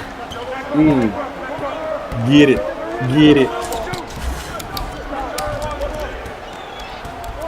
Holding for the last shot here is Gotham 5 down by 1. Aiden Teixeira looks like he's ready to go one-on-one. I could be wrong. He's going to kick that back out. Oh, wow. Is that going to count? How often do you see that a finish at the end of the first quarter? Gotham 5. Oh, it's on the review. I think he made it on time there, Yales. What do you think? I think so, too. I don't know if they have what. They're giving us a replay here. Got him off his feet. Classic move. And even though he turned into him, look at that. Off platform, but he relaxed into the shot. Textbook move there. Small man on a big man. Get him off his feet. Feel for the banana in the tailpipe. They count it? They count it. There's some conversation happening. Yep. And they are into the first quarter. Gotham 5, 18, Europe 17. Coach Getz is losing it. Coach is losing it. We love it. We catch you back starting the second quarter here at the Big Apple Classic.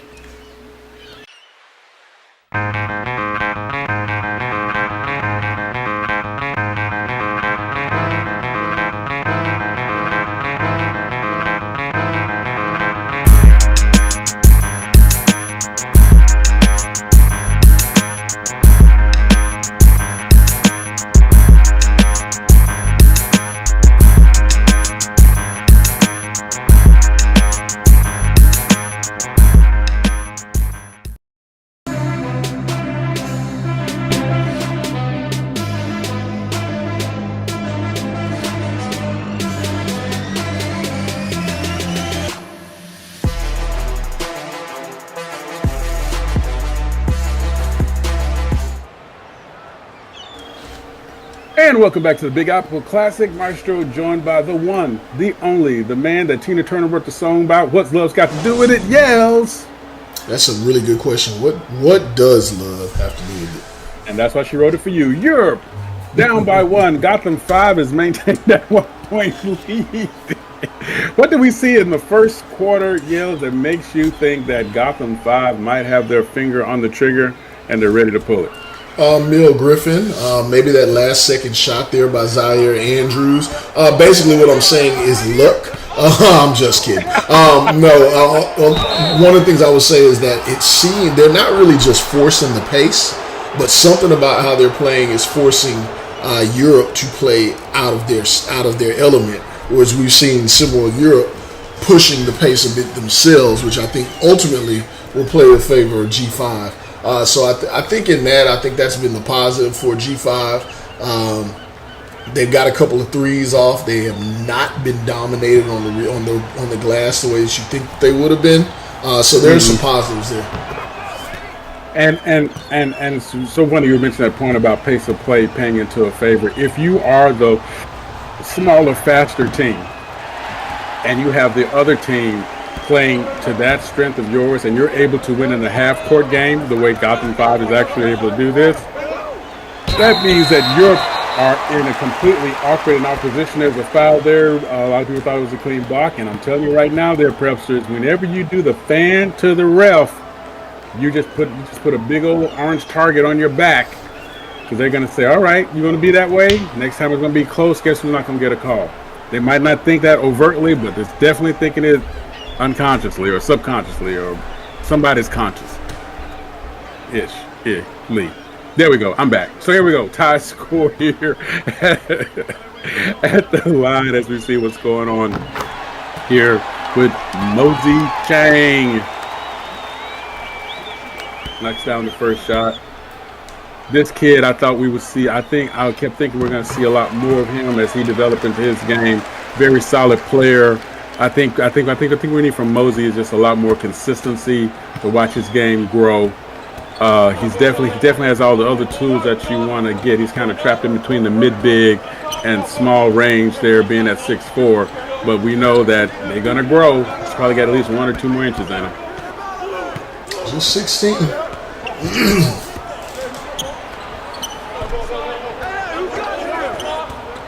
Triangle reset there by Europe, what they do so well. And look at push into the paint and the bucket, back to a top score of 2020. This is going to be a very interesting quarter, because I think it's going to establish the flavor of what we might see in the second half, as both teams seem to be getting more comfortable in their skin as we see the ball being pushed up the floor right now. That time, Merker, and the pass and the finish. Oh my goodness gracious. When the alley and the oop and the pass and the boot, you can't stop that. You know, we know how to hoop, baby. That's what's it. And that's a lot of rhyming. That's a lot. SimWorld Europe beating Gotham 5 down the court again in transition again. Like, that is, you just can't have that happen if you're Coach Porter in Gotham 5. Which shows you there's the alley, but there's no answer on the other side. It got interrupted by the feds picking up that call. Look at this. Pass up the floor and back up the floor again. That's what you just pointed out. Love the star shorts there in the scrap and back. Yeah, so the idea of Europe is such a pass-friendly team in terms of they stay within their principles, Yales, and they're able to. The reason that I believe that they're able to beat G5 up and down the floor is they set their transition game so well that it is just, they're always in a spot where someone is an outlet at every single point. And when you're able to do that and be consistent with that, what are you doing? You're giving yourself an opportunity to be available. And you know, the best ability is availability. And if I'm there for you and you know I can make it count, you have no worries in your head. It makes that pass a little bit easier, makes that shot even more easier. So what do you think the coaches are saying right now as they're sitting here in the timeout as they get ready to come out here in the play with G5 receiving the ball down by 4? Let's get back on defense. We're faster. We're hungrier. We're quicker. We just got to play with pace. Here's the thing. Here's the thing about being a smaller team, which I can testify for. Being this was a lot of my circumstance when I was playing. We talk about when you're not a great offensive team, you got to play defense. That defense will lead to offense. When you're a smaller team, you have to force the tempo offensively, because all of the size differences and advantages come into play based on matchups and on the glass. For the other team, you want to eliminate those by them not even being able to get in position for those through pace. If you're scoring quickly, then you're taking them out of defensive rebounding position. If you're forcing that pace on the defensive end, forcing them into trap or forced possessions or whatnot, you've closed the space and you remove that height advantage, that size advantage, and then you're gonna have to hustle back to your man, but. You just got to force the tempo. I don't like what I'm seeing from Gotham 5 right now. I feel like I'm watching the first or the second half of the first round of the Tyson fight, where I was like, hey, something just don't look right. And that feeling of, like you say, if okay, so now it comes down to who can play uncomfortable, right? Or who can play emotionally off platform. And it seems as though Europe has found a way in that zone where, as you pointed out, they should not be able to dominate G5 or at least have their hands up on G5. They're finding a way to play in that spot and be okay in their uncomfortable zone. Woo! Who's that? Kai Cash. 6'5". We know those Florida kids. He's out of Miami. They were able to bring him in. Those Florida kids can finish at the rim. Big time bucket there. And that's how you finish over the bigger players too. There goes that trap. And they are definitely playing it down as they do. Boom, and there it is. The range shot. Listen, if Europe is able to play in that game, and who did we talk about earlier? We talked about Greg Powers, right? If Europe is able to play that game, I apologize, wrong team. Sorry, that was Tasos Costas. Thank you. If Europe is able to find a comfortable level inside, outside, we know they can dominate on the boards if they so choose. Good mid-range shot there. Boom, there you go. Ty Merker saying, yeah, we are here. If they're able to win both of those places on the floor, then what happens? Once again, somebody needs to put a body in front of him because he's going to do that all day long. Emil Griffin saying, listen. Was that Emil? I believe that was I have to get my stat sheet here, because he's had a few of those tonight. Miguel Santiago. Thank you, Miguel. I apologize for that, Miguel. Don't holler at your boy. Make sure I get you right from now on. Good. That's Emil Griffin. That's Emil. There we go. We're gonna take a break. We'll be right back after this.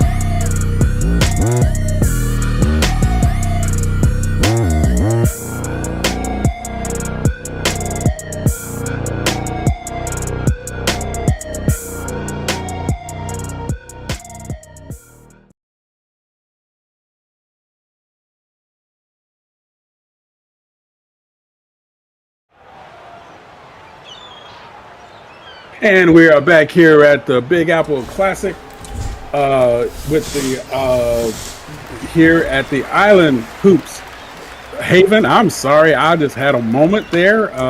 Yells making sure I'm all right. He's checking my water, making sure that it's good. Thank you, Yells. Appreciate you. We have a 2-point game. Europe over Gotham 5, 30-28 here. 2 minutes and 57 seconds left to go in the second half, and we've seen a lot of good from, I think, some surprising players here today as the game tends to settle. Tell me, Yells, what are you seeing that is making you kind of scratch your head and say, I did not see that coming? Well, I've already mentioned it. Zoe Dorn getting up and down the court, being able to go from coast to coast, putting the ball on the floor, and the G5 defense allowing him to do so. They're not applying as much pressure as you would think they would with this kind of size disadvantage. On the other side, I'm not sure that I knew Emil Griffin. Not doing a whole lot of scoring right now. It's another great steal and finish. And this young man, Miguel Santiago, I didn't know they were as athletic as they have been. And it's funny that, okay, so I'm going to explain same here to our viewers here. When we say athletic, we understand everybody at this level is athletic, but there is a type of athleticism that stands out that sometimes separates the good from the other good, right? And sometimes that athleticism, which comes in stages, when we see someone able to make those cuts, get in out of the paint, play amongst players that are maybe bigger, in some cases, maybe sometimes even faster than they are. That is showing an athleticism that has a couple of stars by it because of what they're able to do and actually compete with. And so that's what we mean when we say that, because the reality of it is everybody here is an athlete, everybody here can score, but who can separate themselves? That's what we're looking for. How about that athleticism near Costas? And that's how you finish up like a boss. Tassos Costa. I say his name wrong, indifferent every time. But you know what? I'm not gonna say these names wrong. I'm gonna get these names right. You know the deal. Holler at us. Make sure we get it right. And oh, by the way, if you got some time in the day, what you got to do? What you got to do? You got to give us a shout. Come on. Give us a yell. Yeah. And if you bring a friend, this is just a friend. I'm sorry. I'm back. I promise not to do that again. If you're going to come back and do that again, then know that we got some M's to give away. Bring some more viewers with us. I'm not going to mention what can happen in my trunk if you don't, but bring some viewers with us. Come and have some fun. Come and enjoy. Be with the family like you're supposed to be. We got one hit right now, Maestro. We got one hit right now? We have micro giveaways going on. Henry Simpson just won himself 500 EM. Shout out to you. Next 10 viewers, we get another giveaway incoming. Yes. Cannot wait. That is what's up. Yo, you know what you got to do? Be with us. Have some fun. Have a good time. Not just a time. Have a good time. Because if you can't have a good time with us, then you can't have a good time with anybody. And you know I'm telling the truth here. 34-30, 1 minute, 21 seconds left to go. We get rid of Gotham 5 side in. Going to find a way to either bring the game between 1 or 2, depending on what happens here. Pass inside. We see, good ball movement here. Moving, clearing out the traffic, setting up here our play.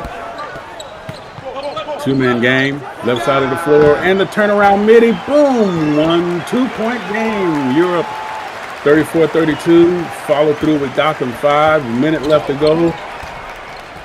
Kyle Merker bringing the ball up. Mini trap, but a great pass. Follow through the back through, and a finish with authority, as it were. Zodorn behind the defense again. How's that happening? Did he win like the? Does he run like a 3.640 or what? I don't understand. I'm starting to think so. He's a lot faster than maybe we thought he was.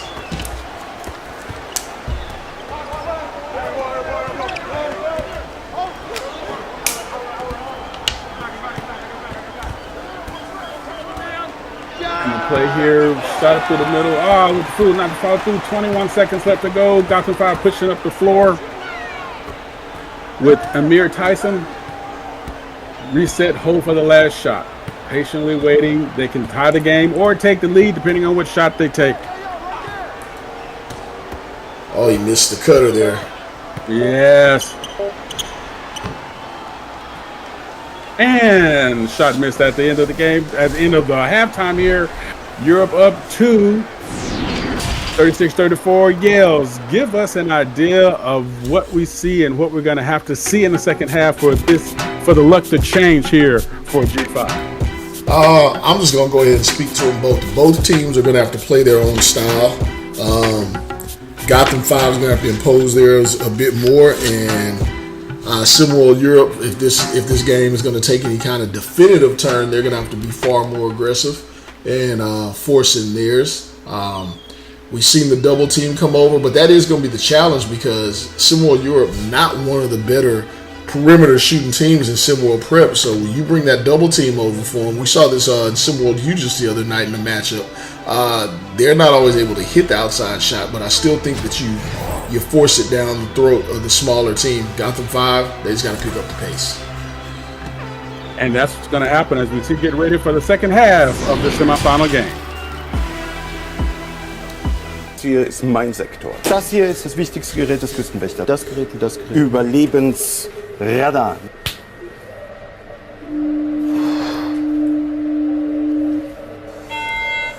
Mayday, Mayday. Hello, can you hear us? Can you hear us? Can you... Over. We are sinking. We are sinking. Hello? This is the German Coast Guard. We are sinking. We're sinking. What are you thinking about?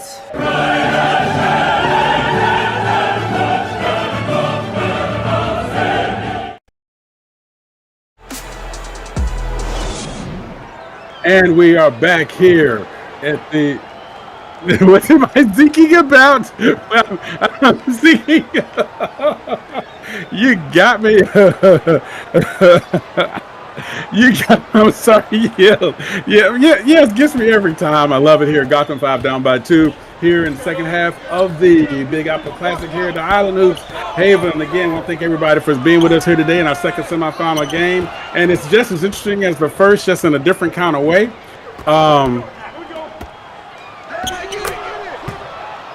Interesting kind of way. Yells, again, you already spoke to what's going on here and how we are looking at this. Tell me, what do you see them being able to do in order to capitalize on what's happening right now to build up for the second half?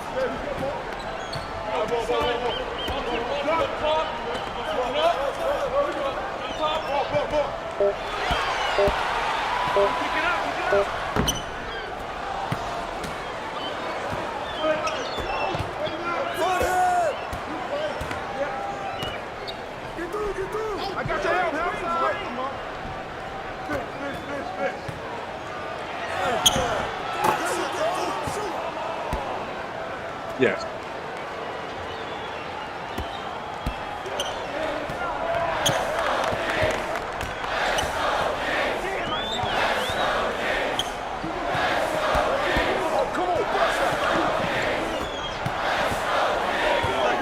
And you said it right. Take advantage of those mismatches, the advantages that you have. That's the mismatch that we're talking about.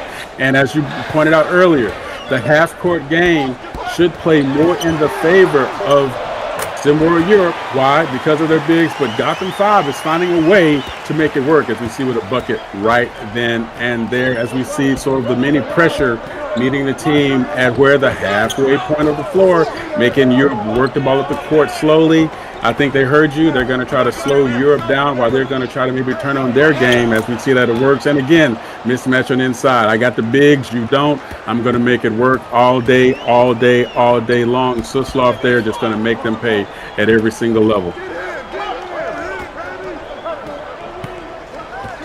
Yep. That's all you got to do. That's all you got to do.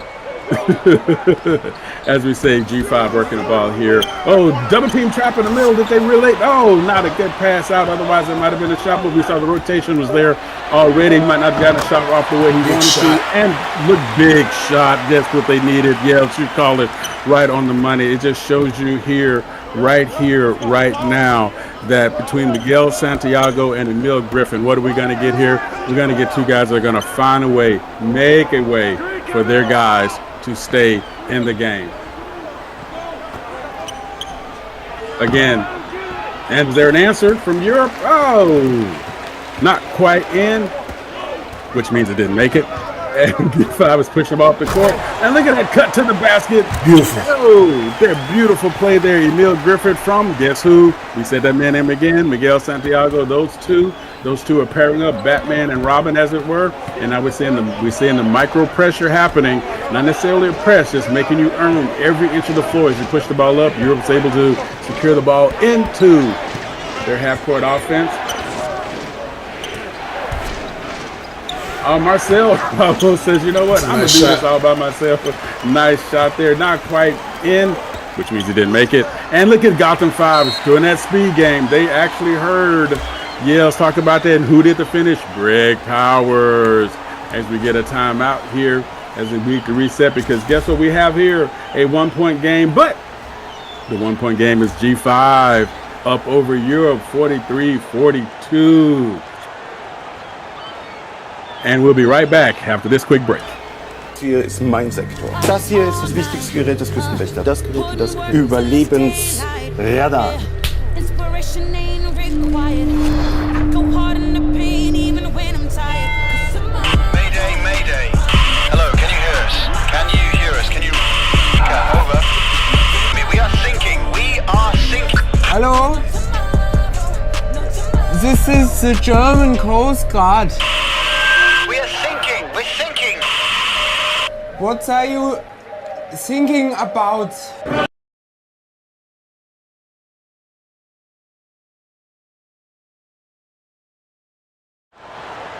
And welcome back to the Big Apple Classic at Islands Hoop Haven. Yelster allows me to sit by him. My name is Maestro, at least it is for right now.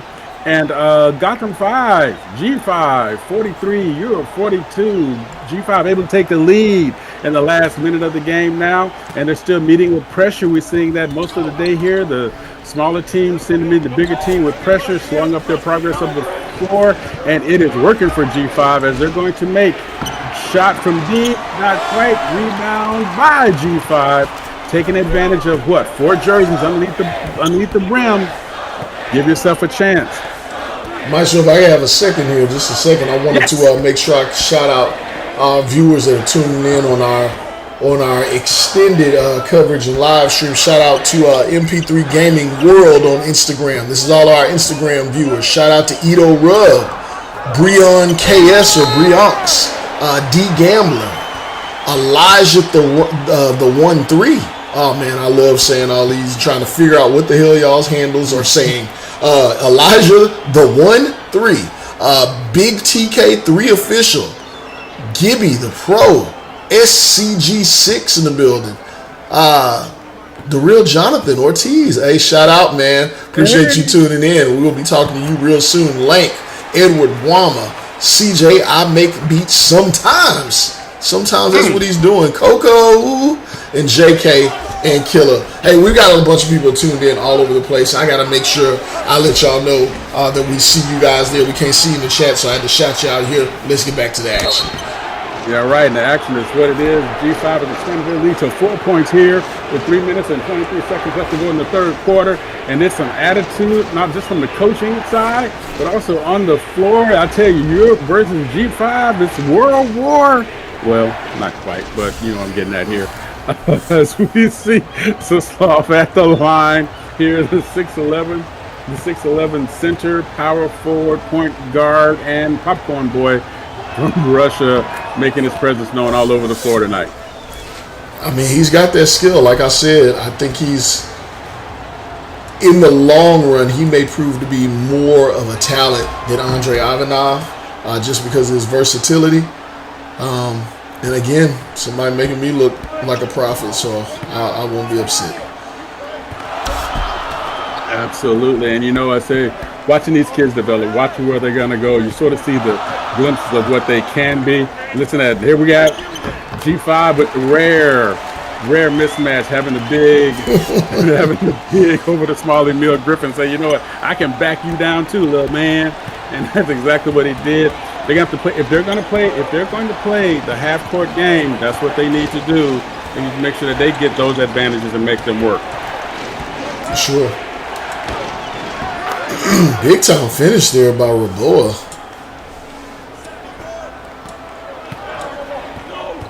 The idea for G5 as they work here, and great move. And look to the traffic wide. Mozzie. The finish. Mozzie Chang. Mozzie. Been watching this show back over for the second time. Really good show on USA. Watching on Netflix now. It's called White Collar. There's a guy on there named Mozzie, one of my favorite characters on the TV show. Yeah, Mozzie. He knows all the dirty people and able to get stuff done for his boy with that ankle bracelet on. Yeah, and there you go. Speaking of dirty people in the finish, boom! When you get a dunk like that, get yourself within 2. It says something about where that you are not walking away from what's happening right now on the floor, because guess what? This game is tight. Do we have another classic already in the mix? Yes, and the trap there in the midcourt. There, force the awkward pass there to the corner, and look at that defense rotation, making G5 work for every single spot. But look at hustle by Emil Griffin. What is he doing? Good pass out. And a good pass out to guess who? Boom! Pow! LaShawn! Boom! LaShawn. Jersey City in the building. It's a beautiful pass there made possible by Emil Griffin, though, to be a willing passer out of the double team like that and then make that pass right on the money. Question I always used to I always ask B-Ron, if you got the ball and two guys are on you, that means what? Somebody's open, follow your principles, throw the ball to where your man should be, yells. And that's what both teams are doing there. Despite the score not being what we saw earlier at this particular point in the game, this game is very solid. The talent for both teams across the table are showing up, and we're getting those surprises, Yales. We're getting those guys whose names we might not have regularly talked about or might not have even, I won't say thought about because we think about all of them, but they might not necessarily been on the prep radar for conversation for this game. Guess what? They're bleeping in the screen right now, baby, saying, listen, we're going to get this done. Love to see this energy.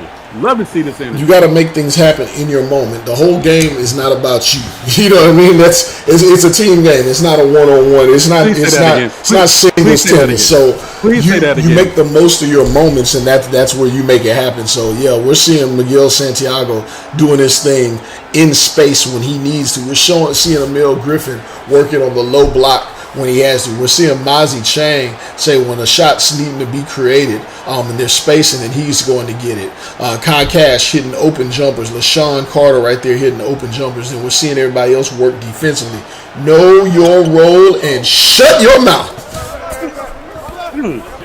I love when you say, I love the way you say, the game is not about you. Because as effective as you might be, without those other four jerseys, it doesn't mean anything. And you're absolutely right. And that's how you make work. That's why you see these teams are both adept at passing, adept at backcourt movement, back at standing the play, adept at every single motion. Shot clock violation right there. Adept at playing defense across the table. Don't worry about who you're supposed to be. Get on who you got to get on and make it happen. That's how rotation works on defense. Because why? We're going to stay in the moment. We're going to make you work for every single moment. 59.9 seconds left to go in the third quarter here. In sideline out backcourt for Gotham 5 with a, look at that. Can you do math? I know I can. 5-point lead here. And they're, again, pressing the ball into the paint, going to the teeth of the tiger or the tiger of the teeth or whatever teeth you got on the tiger. That's what Gotham 5 is doing because they're going to show they're not afraid. But look at that hustle down the floor by guess who? Say his name again. Was that him? I think that was him. That's Ty Merker, man. That's Ty Merker. Oh my goodness gracious, wrong team. Help me out, Lord. Okay, you know what? I see MS on the side here looking at me. I think Yale's called somebody to give me some help. It's all good. I got you, Maestro. So here's Gotham slowing it down. Looks like they're working through the post right now, which is an interesting concept. Very interesting. So 3-point, looks like they're holding for the last shot. Disruptive on the pass, way to get it back, ready to reset. 10 seconds left to go. Ty Merka. Good pass. Pass inside. What a pass and what a move. Draw the defense to you, thinking you're going to take that shot, and your man does what? Move to the bucket, and you respond with a great pass. Shot from deep. Oh, hits off the back of the rim. And we're at the end of the third quarter. 52, Euro 53, G5. See you back here at the fourth quarter. We'll do the B-Run thing when we come back here at the Big Apple Classic.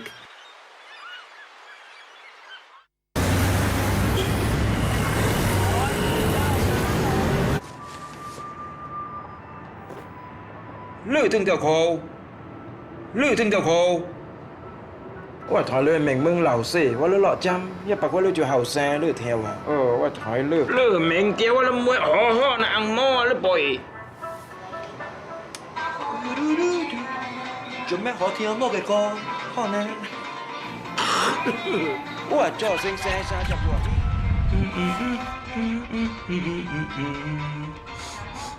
มีไก่วงห้วย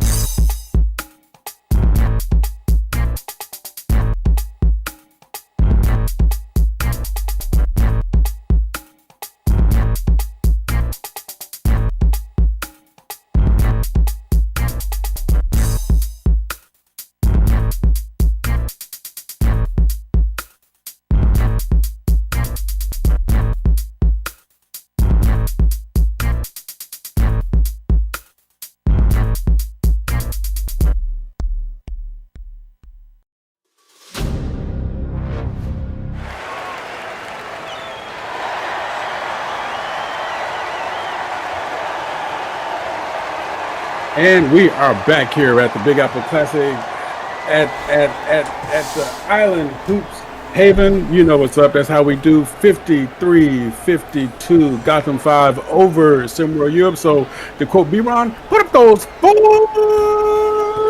Okay, I'm sorry. I'm not gonna make fun of B-Ron. That's my boot. That's my dude. I'm not gonna let you steal. I'm not gonna let you steal his stuff either. Can't do that, right? Well, that's why I have to give him attribution, as it were, to let him know it ain't mine, it's his. Because if anything good is B-Ron, anything that's not good is all Maestro. And I'm gonna say it like that. Same thing goes with me and Yells here with you in the last quarter. And we're gonna see. I think we have an idea. It's gonna be back and forth for a minute. Both teams are attacking inside the paint, despite G5 not having a size advantage like we discussed and that we talked about. And the idea here is, who is going to make their advantage work for them as they need? Here, with 7 minutes left to go in the game, back and forth. Now it's about the mind. Are you going to keep doing what you're going to do and not get out of yourself way? As we see the defensive Bears strike on the side, the harm almost the hoop. I believe that is who got the foul there. I believe was that Ivanov with the foul underneath there, sending Amir Tyson to the line. And Ivanov's been relatively absent today too. That double team has worked wonders on him. Not so much on Sasson, because you can only double team so many people, but it's been effective on Ivanov. I would like to see him impose his will. I feel like I've been saying it all game. Agreed. And the idea of if you're stopped, sometimes it's about when you do what you do, not necessarily how you do what you do. And if he can find a way to work through it, that's going to go a long way in the eyes of the scouts, as they sort of see that, okay, they were able to do this to him, and guess what? He made that in-game adjustment. Oh, and a block back in your face, but your teammates back there to pick up, and the steal. Oh my goodness, crime in Italy, just like crime in New York, as you pointed out. And look at that. G5 up by 3. The breakaway deep 2. Something I never thought I'd say on a regular basis. It is an awkward shot unless you're Kevin Durant. There's only like maybe two, 3 players max. Kevin Durant or Tracy McGrady. Like those are their shots. Yeah, agreed. And we see you're bringing one, and look at the move to the basket in the paint. Oh, and the rebound over the bigger player. Kick out pass. Cam Ramson. Boom, there it is again. There's something about it. If your name is Cam, you can knock it down from deep. You can, but it's something. It's something in your Donna or DNA, as we say it in school. But back in the country, we call it the Donna. It's something about having that name, being able to make that shot happen. That you just know it's going to work, right? A little too strong off the glass there. Bank was not quite open here on Saturday. As we see Marcio Riboa bring the ball up. Marcio Riboa, help your boy. Marcella, you got it. Andre Ivanov is not looking great. No. He looks like he's a little thrown off here. Not surprised, though, as you talked about earlier, with how are you going to respond to the pressure that's put on you? How are you going to make it work? Well, guess what? Sometimes you just have to find a way. And look at that. Once again, a small getting a rebound off a big after good position defense. You play defense with your feet, not with your hands, and that's just what we saw. No matter what height advantage was had, guess what? Tom Merker made sure that the bucket did not go in. But look at that cut to the rim and the finish. Defend that if you will. Santiago. If you must. Santiago saying, not today, Jeffrey. I got this.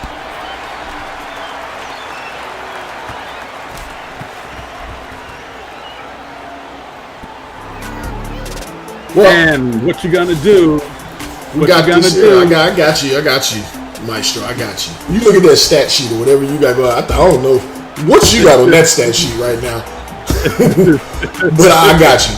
Look, guys, if you guys are tuned in right now, if you're not tuned in right now and you're going back and you're watching the stream on replay in the archives, whatever it is, get engaged in the media feed. Hard-working sports media team. A man like Maestro here in his dirty shorts and his talking dirties, dropping all the SimWorld prep action. You got the J-Rock Show coming to you, giving you all your SimWorld U news if you're in SimWorld U or you're a SimWorld U follower, or if you're in SimWorld Prep. One day you're going to be in SimWorld U.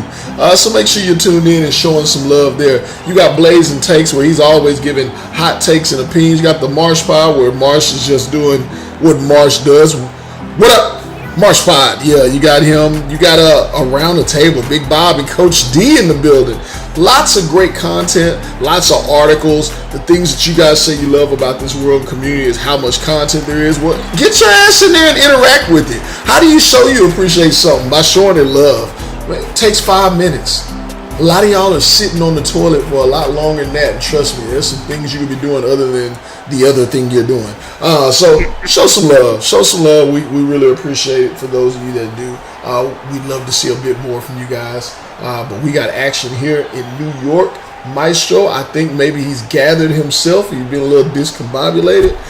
Gotham 5 taking on SimWorld Europe. Trying to take this one home. Trying to be one of the few teams to win a tournament in their hometown so far this season. Yes, they are. Absolutely. And we're looking at the score. Now, Suslov there, 18 points there in 21 minutes. Finding a way to he's trying to find a way to settle his game for his team. I like that. But the idea and the good rebound there. Good cut to the basket. Look at what you got going there. Boom, pass. Wow, beautiful pass there. And so those bigs can facilitate, but guess what? You got to have somebody cut into the basket to make it work, and that's exactly what happened. On the other side, Emil Griffin with 15 points, 10 rebounds, double action low into his. Oh, my goodness. Going on. And you know what, Miguel Santiago, you know what he did? That's Cam Ramsey right there. He got us in with a dirty already. Looking at the stats across the table. And you know who else got? Marcelo Riboa also got. He doesn't have a dirty yet. He's working on it, though. And back here with my man. Thank you for helping me get my medicine balanced, as it were. Europe is finding their game inside in the post, taking advantage of that height size. As you've been saying the entire game, might I add. If you know that's your advantage, why don't you use it? Hello. There's an advantage for you. Quickness advantage, that is. Emil Griffin playing the center spot in this game, and not only is he defending and putting that effort in on the defensive end, which I know the scouts are loving, offensively he's doing exactly what you expect him to do. And maybe making a case for the fact that he could play the 4 on the right teams, and that might be something he wants to develop. You know, you think about I'm going to use the word again, undersized centers that were dominant. What did they all have? Footwork. They were able to position themselves in a spot that it didn't matter that they were going against 7-footers. A great pass and a great finish there in the loop. Andre Ivanov say, you know what? I might not be there, but I'm here. Boom, boom, pow. But undersized centers always. Yes, it was. Undersized centers always making their presence known by doing what? Sharing that footwork, making sure that they're in the right position, knowing that if I have position, I'm going to make you work even harder. And as we see Miguel Santiago there knocking down the midi, Europe's going to have to find a way. Europe's going to have to find a way here with 2 minutes and 30 seconds left to make this more than just a 5-point game. I know that's nothing for them, but they have to take advantage of this particular spot here, Yales. Scoring when the clock is stopped, as we see Ivan Soslov go to the line. And I wanted to correct myself. I said earlier being one of the first teams, or better yet, being the first team to pull this off. How could I forget? What happened just last week? Latin America. I know that's not them on their own court, but in the international aspect of things, Latin America pulling off the big win here. But yes, this got them 5 hosting their hometown. We've seen a lot of the hometown teams fall apart in their tournament where they did not make it to the finals or they lost in the finals. Got them 5 trying to pull this one out and then move on to play the originators. Good old Boston, New York rivalry. So that's the pocket car. Oh, that's a great interior pass. So sloppy. Great interior pass right there. Did not give up. Kept your advantage. What do you do? Reset yourself. You don't have to go a long way. You know you have the height advantage, but you need to have the position leverage. What do? I take a half a step to the right. Guess what? I'm already in a better spot. I can now make it count. Make it a 3-point game. Now let's see if Europe can get the stop here. But you know what? God, he's been on fire. Not going away. at all. A three-pointer saying, you know what, you do what you got to do. We already did what we got to do. So there it is. And another great pass from Merker down low to your boy Ivanov. Europe is finding a way to hang in there, but you know what though? They can't play par ball with Gotham 5 here with a minute 40 seconds left to go in the game, Yells. We have to find a way to make it work. Crowd coming alive here in New York, cheering for that home team. Merker showing off his passing here. Santiago showing off his shooting, and the big man for SimWorld Europe finally getting rolling. Here was that big time shot. There it is again. Big 1-point game. 1 minute, 20 seconds left to go. Yells. I think we're going to get the game we're going to get. Wow. Oh, Mitty, the bank is open. Look at what you got to do. Got them fouled there. Got a 3-point lead here. The crowd is into it. They're getting 2 great games tonight, and this one is not even close to being done in the third because the grease is still cooking. Look at that pass in the middle. What a cut. Mid-range shot there from Ivanov. No, not quite. G5 with the rebound. Bring the ball up. Pushing the ball back up the court. Are they going to slow it down? Are they going to attack? What do you feel? It looks like they're going to attack. Europe's going to take advantage of that miss. Ty Merker bringing the ball back up the court here. 50 seconds left to go. Ty Merker, great pass over to Ivanov. Kick around, moving. Are they going to set? 3-point lead. Oh, good move. 18 to go on the shot clock. Good move. Good move. Play 1-point game, 40 seconds left. Europe is making their way through. Now, what you're going to do? I'm surprised they did not do at least minute pressure to make them work their way up the court. There's a slight difference, 11-0. I'm gonna tell you what, Maestro. That is a good foul of Ivanov. They had him isolated at the top of the key with spacing. He's been killing them all day long. Before he even has a chance to make his move, just reach in there, poker. If you don't get it, then wrap him up. I would have done the same thing. He was left on the island, and Griffin was about to go to work. I like the way you say good foul, boo. There we go. 11.4 seconds difference in the shot clock and the game clock right now. Now we're going to play the foul game starting early. Really? See what's happening here. Listen, it's a 1-point game. You figure you don't want to let yourself get beat and have to work your way back up. Make them earn it with the pressure on here at the line in front of their home fans. As you said, sometimes home cooking hasn't always been that good for the team in the tournament. Let's see if Gotham 5 can turn them sauces around and get the base going with some roux, with some little jambalaya. I know I'm not in New Orleans, but I'm going to say it anyway. And I'm going to take it that was a miss by the clank, the boom, and the That's a tough miss. You need that right now, especially when you're trying to extend the lead or at least maintain it. Got to get that second one. He does get it to go. And making that second shot plays right into Europe's hand. They're able to call a timeout. That means they're going to take the ball out at half court. Yells, what are you looking to do when you break the ball out, taking advantage of where you are, 2-point deficit here? What are you looking to do as we look ahead to some of the games this weekend on SimWorld U? I'm looking to make sure that I'm available and able to tune in to see DJ Wagner in Arkansas take on Richard Pizarski and Lorenzo Phenom at the Michigan Wolverines Tuesday at 8. I'm making sure I'm locked in there. But if I'm SimWorld Europe, it's quite simple. Let me get some shooters in. I need Marcelo Raboa, who has played well. I need Ty Merker in there in case I need to run a pick and roll. I need Tassos Costa in there to spread the court. He's been the only person to knock down a single 3 for SimWorld Europe today on a team that already struggles at threes. Once I have that installed with proper spacing, I'm dropping it down to either Andre Ivanov or to Ivan Suslov and ensuring that they go to work crashing the boards just to try and get a second chance opportunity. And I mean, that's what I'm doing. Get back on defense. Pound the paint.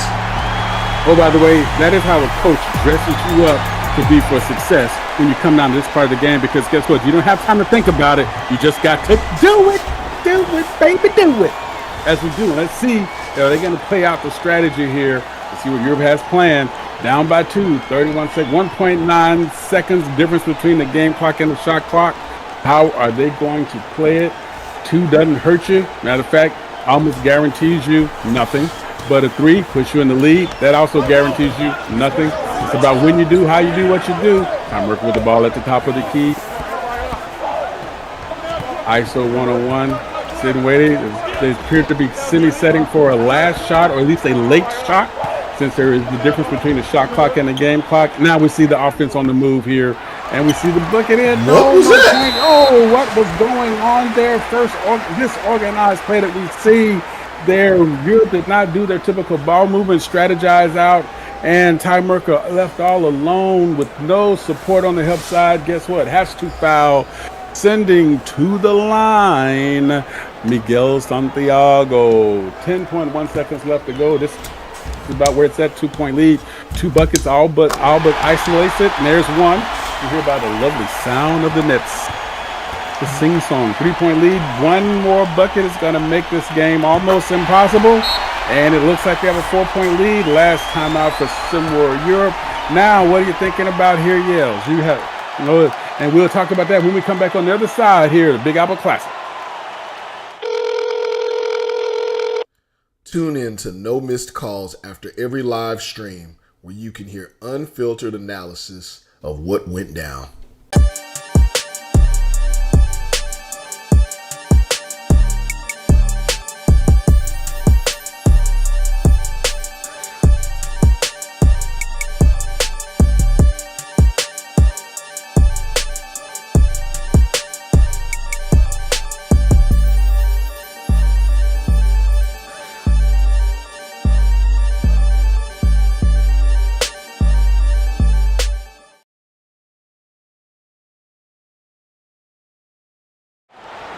And welcome back to the Big Apple Classic. 10.1 seconds left to go. Down by 4. Europe with the ball. Half court taken. Yes, what are you looking to do if you're Europe now? You're down by 4. It's definitely 2-possession game. How are you going to make this work? I don't like what I saw that last play down. There was a breakdown in that possession. You can't have that again. You need an exceptionally quick 3.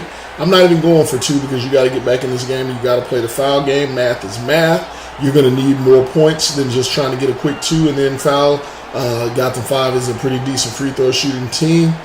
So I'm trying to get a quick 3 and then start the foul game back up. Like where your head's at, and if you're going to take that 3, you know what you got to do. Send every available jersey. You have nothing to lose right now. Down to the boards to secure that rebound and make sure it works for you. Otherwise, it's going to be all for naught. You cannot be a viewer right now. You have to be a contestant. That's how it works. Pass in, quick 3 up as we talked about.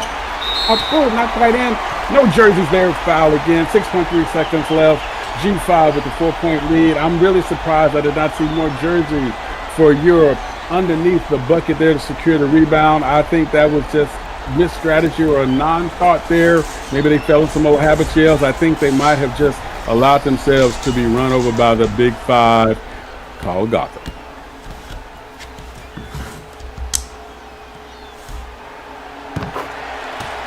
First shot in, 5-point game. I think, you know what? I think Katie can bar that door right now. What you feeling there, Yale?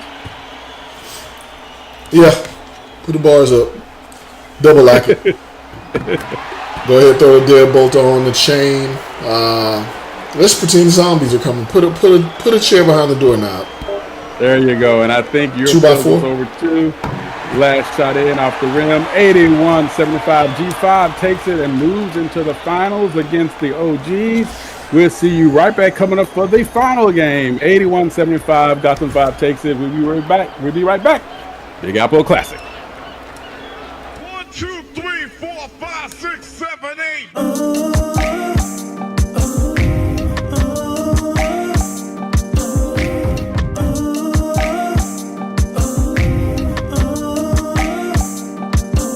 I need to go, I need a drink, I need to win, I want to toast. I do the most, I'm on 10. Is you about that shit right now? I need to know before I jump in. I'm about to risk it all. That's wild, You know I play for keeps, bitch, I win, yeah. Text me on my phone, where I been, yeah. You know them niggas lame, don't pretend, yeah. Now you dialing 911, okay, yeah. 1, 2, 3, big brothers off top. 4, 5, 6, 7 messages off top. 8 minutes later, she riding off top. Now I do it again, bitch, I'm on 10. Talking 1, 2, 3, big brothers off top. 4, 5, 6, 7 messages off top. 8 minutes later, she riding off top. Now I do it again, bitch, I'm on 10. I ain't even want that shit for you, man. Whatever you said off that pill was pretend. Yeah, you wasn't even a shot when I drill. Now my heart cold like the shot. You gotta spin. Ain't no need to paraphrase it, if you wasn't single, baby, we still would be fucking daily. I just mind the business, pay me. Hey, have you called him lately? Got that nigga going crazy, riding round in the Hyundai, looking for his girl Mercedes. Mercedes, what you doing out here? Hey. Nah, ain't no hey, you doing too much out here in these streets, man. I'm really not. I'm just out here with my... Nah, you got me looking bad out here in these streets. You don't look bad. You look bad because you over here in my face. Don't touch me. Nah, we finna go, man. I don't want to go home. You wear me like that again. I'm telling my brother. Yo, who? My brother. I'm talking 1, 2, 3 big brothers off top. 4, 5, 6, 7 messages off top. 8 minutes later, she riding off top. 9 doing it again. Bitch, I'm on 10. I'm talking 1, 2, 3 big brothers off top. 4, 5, 6, 7 messages off top. 8 minutes later, she riding off top. 9 doing it again. Bitch, I'm on 10.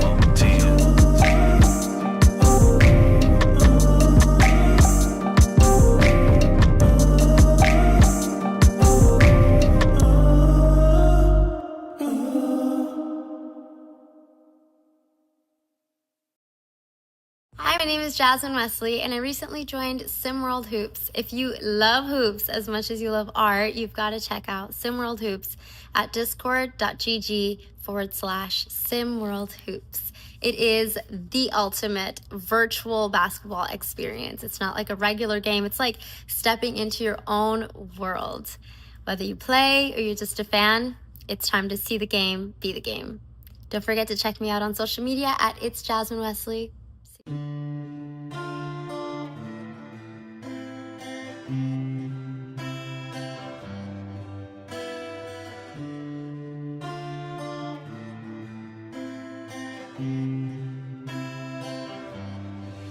Ha pasado mucho tiempo, tengo amores esperando mi regreso. Estoy cansada de decirles que lo siento, en mi futuro ustedes no los veo. Ya me acostumbré a estar sola. I found happiness en el mar y las olas. I refuse to settle, even if it meant that I'd be alone forever. Pero tú me enseñaste que el sexo no debe ser la única pasión en una relación, que soy linda, con make-up on también, natural como soy, como soy. Me enseñaste que los sentimientos que se siente uno al otro pueden ser mutuos. Me enseñaste que el amor debe sentirse como el amor.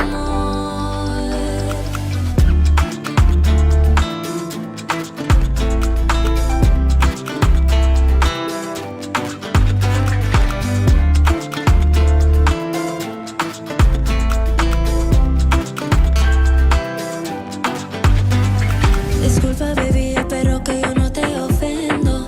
I'ma be honest, never felt this kind of love before. Todo nuevo. I like keeping the surface a really good way to keep them. So when you dove deep, it made me think that I would lose us. Ya me acostumbré a estar sola. I found happiness en el mar y las olas. I refuse to settle, even if it meant that I'd be alone forever. Pero tú me enseñaste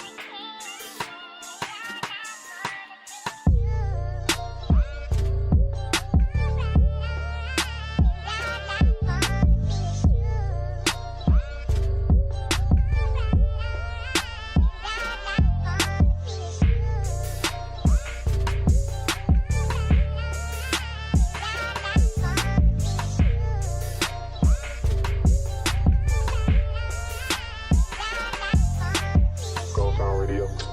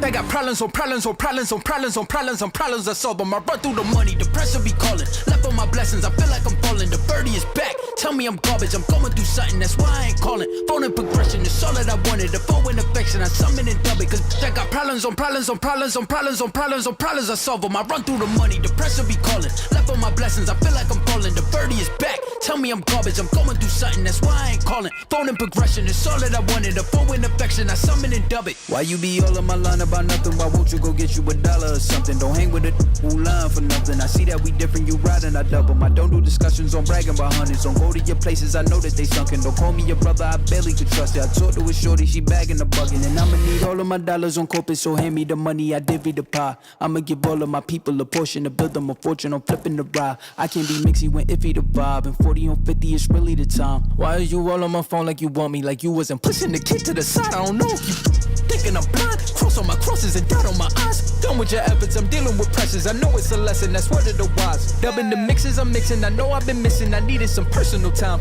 All the pictures, dimensions, I don't with your digits. I mean it, I'm staying inside. Cause they got problems on problems on problems on problems on problems on problems I solve them. I run through the money, the pressure be calling. Left on my blessings, I feel like I'm falling. The birdie is back, tell me I'm garbage. I'm going through something, that's why I ain't calling. Phone and progression, it's all that I wanted. The phone in affection, I summon and dub it. Cause I got problems on problems on problems on problems on problems on problems I solve them. I run through the money, the pressure be calling. Left on my blessings, I feel like I'm falling. The birdie is back, tell me I'm garbage. I'm going through something, that's why I ain't calling. Phone and progression, it's all that I wanted. The phone in affection, I summon and dub it.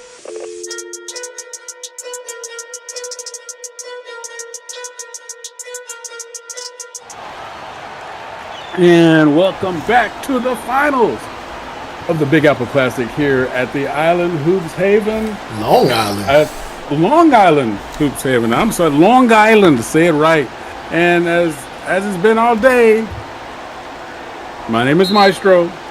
Is it? The good-looking guy's name is Yales. Well, thanks. And just deal with that as it is going to be. So the originators, G5, we have Boston versus New York. What we got going on here today, what do you expect to see in this game? What are your keys to victory? What are your keys to getting good pizza? And what are your keys to come with me to La Finca to get some good authentic Colombian food? Why you got so many questions for me, man? It's too many questions, Maestro. Asking all them questions. Will I be taking the easy way out if I say I'm literally just wanting to watch and enjoy? I don't think I've had time to fully digest everything other than LeJour and Tompkins the third, and hoping that Gotham, a little piece of me says I would like to see a home team win on in their home region or area. So I'm rooting a little bit for that. I guess I probably have more questions for you, and that would be. Can the originators, after the effort they had to put up to get that win, and then Gotham 5, always ask the same question on the Gotham 5 side, after them just finishing a game, either one of these teams have an advantage just based on that stuff alone, in your opinion? Well, you know what? I'm gonna take your question and take a step back to the logo to take my three from way deep down inside. So this is the rematch from earlier. Gotham 5 fell to the OGs 65-7, very close game. Tigerian Walker, the third, of course, but who played this game, so did William Waters, but who really showed out in that first game was LT3, as you pointed out, with 16 points. On the other side, we saw a great game by Emil Griffin and Kai Cash, of course. So 12-12. So that's the very first game, only 5-point difference, straight all the way to every quarter was even close. OG's able to take advantage in a couple of quarters and give themselves the game. So now we have a case where both teams play some really good games. OG's had to go into overtime. I think the rest will do them a little bit of a favor in terms of being able to relax off that energy. That's the alley with nobody to answer the oop. Nobody was home. We went straight to voicemail. Nobody with the OGs having that break after the overtime game. I think they're ready to come out and do what they are able to do, because for them, this is a fresh start. But I think G5 is feeling somewhat of an advantageous in the fact that they played such a tight game, played such a close game. They've already got their sweat cracked for this particular game. So it's about settling in these first 2 minutes to give themselves an opportunity to continue with their strategy. They're going to have to attack the OGs a little bit differently than they did Europe because of all the athletes across the table with the OGs. But guess what? They're showing that they can handle that because they have their own strategy and they're able to think to it. And hopefully I answered your question there, my man. Maybe you did, maybe you didn't. Who knows? Yeah, man.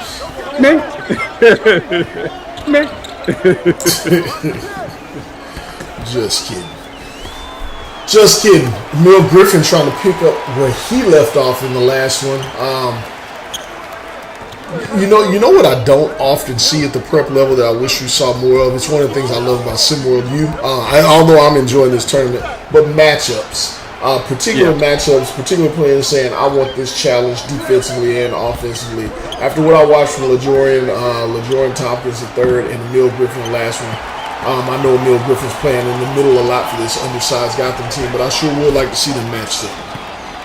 Yeah, and it's funny you would say that because the idea of matchups is also helping to train something else. We talked about the IQ thing earlier, right?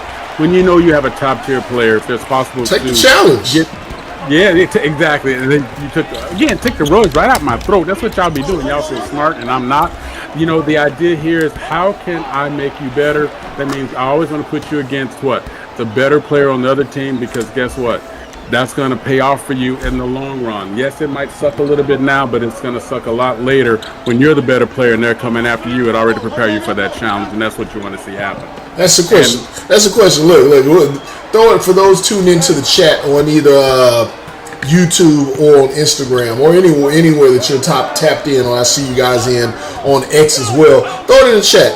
Would you rather put up a big game and would you rather put here we go. Would you rather put up 40 on just anybody, or would you rather put up a solid 20 on a top tier defender? Which one? Throw it in the chat. I'd love to hear it. Yeah, absolutely. And I'm gonna tell you something right now. Say what you got to say, mean what you got to mean, because guess what? It shows in your game what you want. Ooh, was that a left-handed hook 'em up right there? Yes, it was. Latch it up, wrap it up, and hook 'em up. Lefty Emil Griffin showing the whole bag. He said you don't get to see just a piece of this bag. This is the entire bag. It's here love today. where his game is going. Love what his game is doing. And guess what? Look at Gotham 5 with a 14-8 lead there off of them. So New York over Boston, as it were, here coming up here. Do you think there are any adjustments that the OGs need to make, or do you think it's just a matter of them finding their footing? Get the ball to LeJohn Tompkins. Did I answer it? Yes, sir. That's the strategy. Get the ball to LeJohn Tompkins. No, I'm not sure that's going to work out for them. He had a good matchup last game, to say the least. I'm not sure. I think I need more time to see how this game develops before I say a drastic strategy change. You know how I feel. I think I preached about this a lot in the Ground Zero and Season 1. The knee-jerk reactions to instantly change everything is where I think a lot of teams actually fall apart. Mm-hmm. And you know, and it's so funny you would say that, because I sort of amount coaching to flying a helicopter. So yeah, we all understand that. Yeah, we all have that comparison, Maestro. Because everybody is so used to seeing in the movies and TV shows where you see the helicopter pilot moving moving the cyclic or moving the stick all over the place. It doesn't work like that in the real world. You make little bitty micro adjustments with just your wrist. Just, you know, a millimeter here, a millimeter there. And that's what, and because you're flying the rotors and not the helicopter, and one day I'm going to give everybody helicopter flying lessons. That's what you have to do. You make those little bitty adjustments. Now, if something is terribly wrong, then you got to do some other stuff to fix it. And always remember that. But for the most part, if you know your game is where it is, micro adjustments. And what do you need to do that, family? 2 words, IQ. Well, 2 letters, but anyway. Maestro, thank you for that today. Thank you so much for that. Always got to look at it. G5 is not afraid, yells, to go down in the post. I don't care how many big ones you got, because I got enough bull for the pit. Let's did it.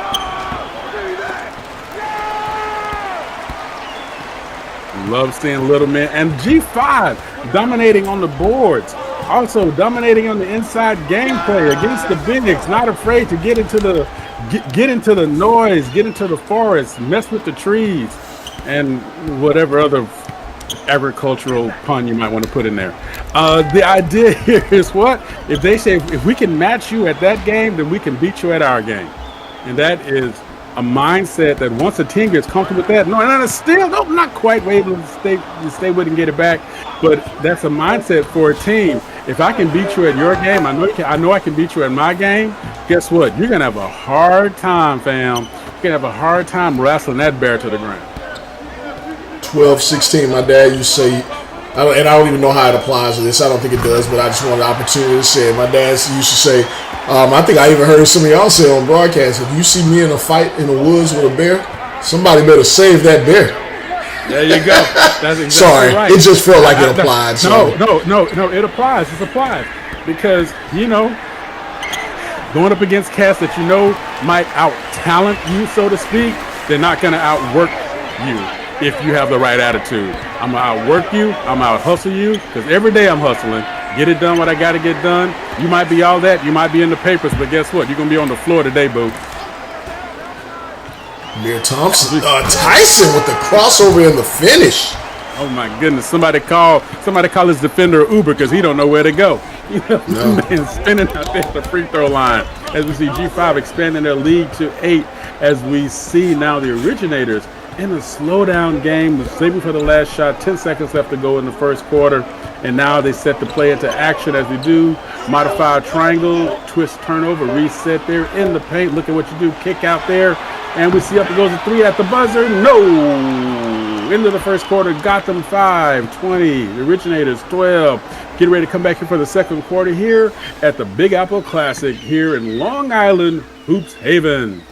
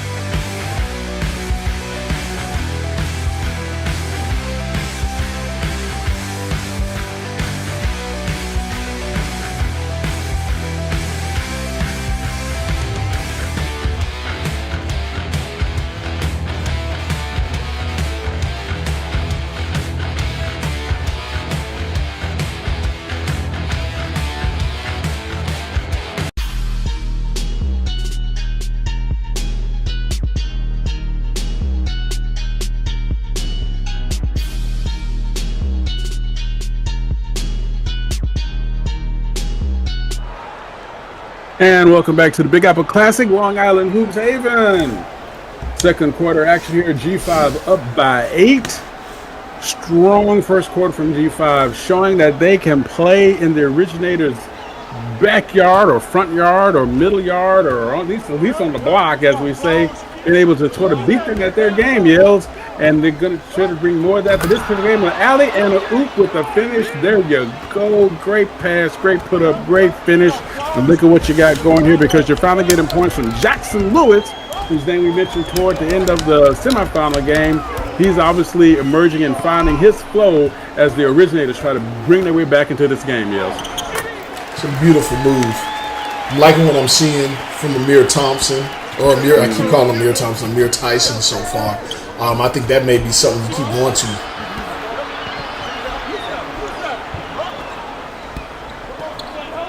Justin McGavin, the Canadian Sasquatch, getting it done here, rocking the hair. I'm sorry, had to say it. Oh, geez, unsuccessful in that particular possession. Look at G5 moving the ball with the court quickly, just like you talked about, Yells, doing what they have to do to move the ball quickly, not able to make it pay. And look at the Originators also now pushing the ball up. Let's see, are they going to be able to settle down, make sure that they're going to get a good possession? They have to start making their possessions count, because Gotham 5 has proven that they're comfortable in their zone. OGs look like they're still a little uncomfortable, as we see a great mid-range shot there from, guess who? Say that man name again, Jackson Lewis.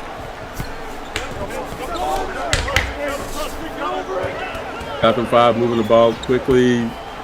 Enough now, set up in half court. And listen to that, Gotham 5 showing you at every given moment they're able to do what?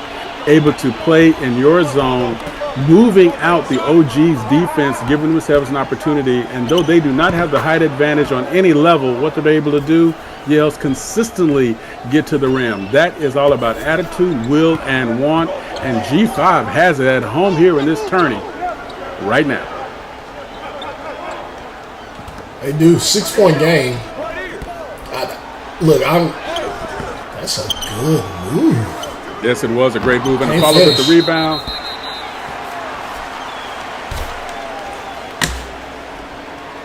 Stay in the play. Do not ever, listen, if you learn nothing else, do not give up on a play until you hear the whistle and you're sitting on the bus. Just saying. Keep going. Make them have to stop you. Scouts see that and they know who's serious and who's not.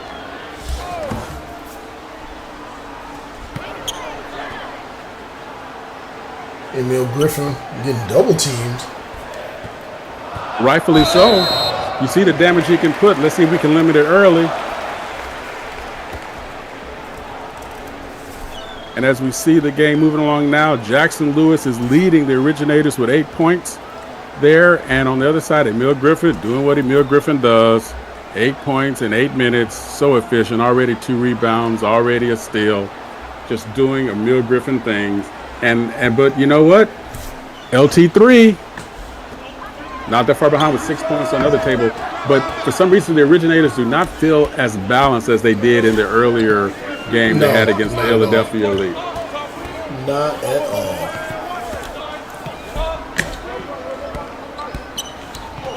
But it's only a 6-point game, though, Maestro. It's only a 6-point game. But I tell you something, though. It's about the feel of the energy and how it happens as we see. There we go. LT3 saying, hey, all eyes on me. The idea here, you asked about the difference between being in a phone booth with a honey badger or a cobra or an octopus. Originators must feel like they're in a phone booth with a honey badger because Gotham 5 is up and down. Great defense and great finish. Absolutely. Because Gotham 5 is all over the place, up and down, moving around, not giving the Originators the chance to get settled. And that's what they're doing right now. Even the Originators have pulled the game to 2. It seems as though if the Gotham 5 can still manage a way to keep the OGs unsettled, before you know it, it's going to get late awfully early. Only 2-point game, but that could mean a lot in the first good stop by the OGs here today.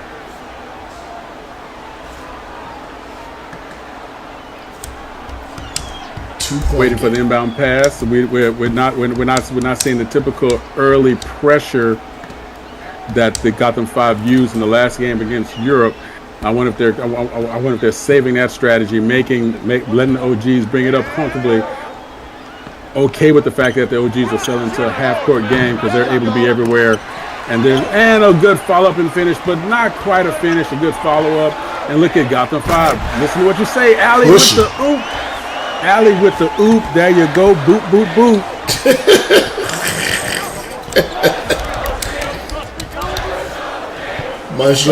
Maestro rhymes when he calls the games.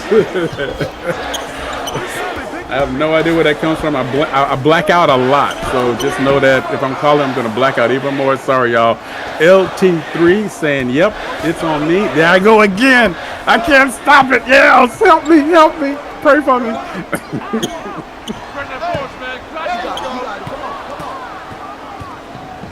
If the Originators can keep limiting Gotham 5 to 1 shot per possession, they're going to give themselves a chance. However, Gotham 5 is returning the defensive favor by doing the same thing to them. What does that mean?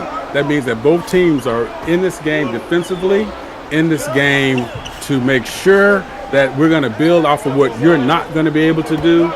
And guess what? So far, Gotham 5 is showing that even though we might be smaller, it don't mean we're not meaner. And look at that. Up in the lead to 4, making your boy look smart. Just a 4-point lead. That's it. Yeah, but it's all about how it feels, though. Look at how it feels. And again, with the Originators being a little imbalanced right now, we'll feel a little bit imbalanced until that guy gets going. A rare miss for him today. I'm just going to say it right now. Almost everything he puts up, you expect to go in. I'm talking about LT3. With the way it feels right now. Ooh. He's got some bounce. Did I give you permission to stand in my way? He's got some bounce.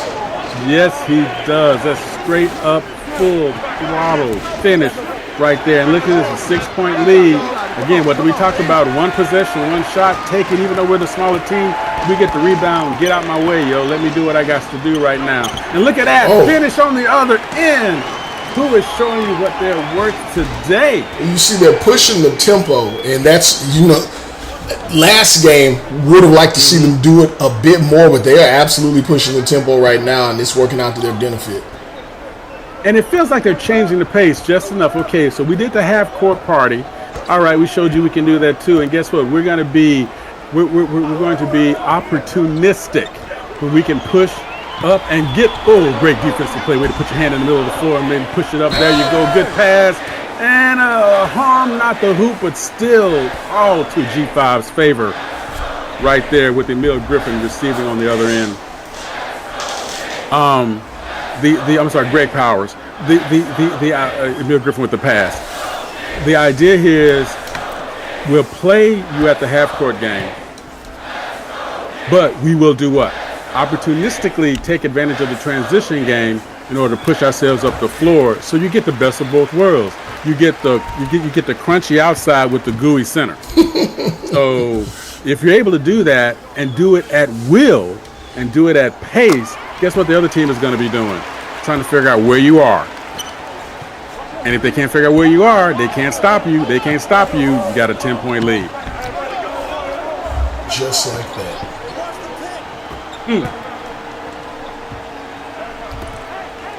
St. Lamar here.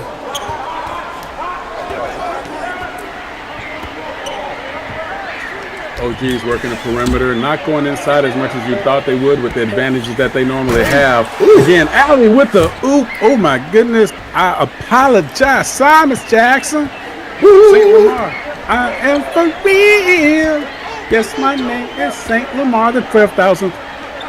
Anyway. To be fair, the 9th. To be honest, so we all keep him up. He is the 9th St. Lamar of his family. Yes. And he is representing. He knows that we're having fun. He knows it because he knows that we love his game. We always talk about his game and what he brings to the table because he has a motor that never stops. By the way, speaking of never stop, and look at up on the side, Mozzie Chain knocking it down.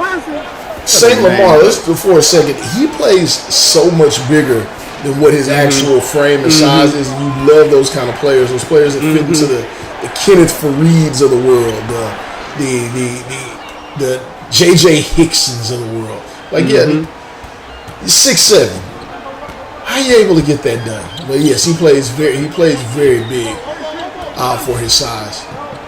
He's actually 6'5", 230. He's probably got a little bit more growing to do. You know what? I like the fearlessness of a player like that. And we see the shot getting at halftime, Gotham 5 up by 36 over 28. Yells, what do we see in this first half? How is it going to translate it to the second half? You go. We've seen the OGs really cool off from the last game we saw him play, which makes it look a little bit like an anomaly, just a tad bit, or maybe they were playing above expectations there. That's what it looks like. It looks like this Gotham team, on the other hand, said, hey, let's turn up the pace. We didn't push the tempo as much as we should have in the last game, but let's push the tempo now. They're doing so. Tompkins doing his thing for the OGs, 12 points. Emil Griffin doing his thing with 8 points. But on the other side of that, what you have is everyone on Gotham 5 has contributed on the offensive end except for Teixeira and Andrews to this point. OG's not getting so much help on the other side. We're going to see that on the other side of this, the Big Apple Classic. See the game, be the game. Catch you in the second half.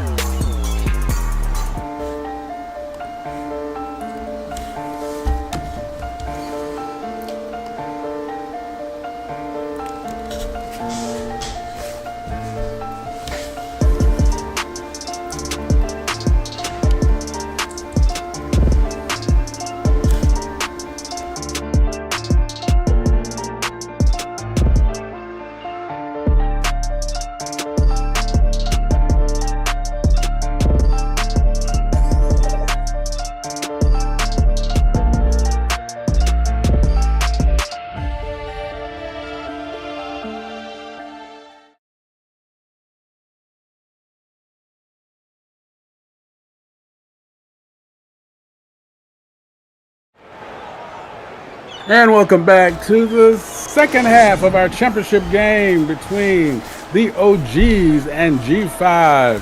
G5 up 36-28, 6-point lead here. 2 more quarters to go, 16 minutes. Count the seconds, count the roses, count the shorts, count the V-necks, count the tank tops in this nice chilly weather as we're up here in New York. Gotta love it, gotta love it.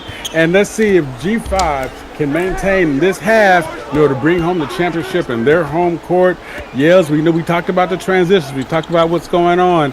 How do you think, I want to focus on the OGs for 1 second. How do you think, or do you think they're going to be able to find their voice and find their game the way they were playing the last 2 games and give themselves an opportunity to get back in it? Well, of course, anybody has opportunity. This game's not over. 10 points is nothing.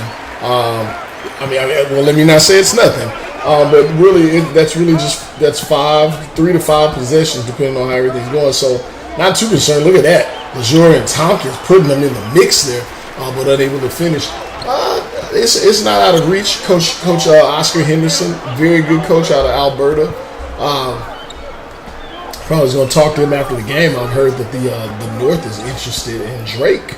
I don't talk to Drake anymore, by the way. Just throwing that out there. No Team Kendrick here, but there are some things that are going on. I don't really talk. But the rumors have been put out there that ownership of the North in SimWorld Prep has some interest in Coach Henderson. So, excellent coach. I think he can get this team back on track. Absolutely. And get myself back on track there. The rumor mill start rolling in my head.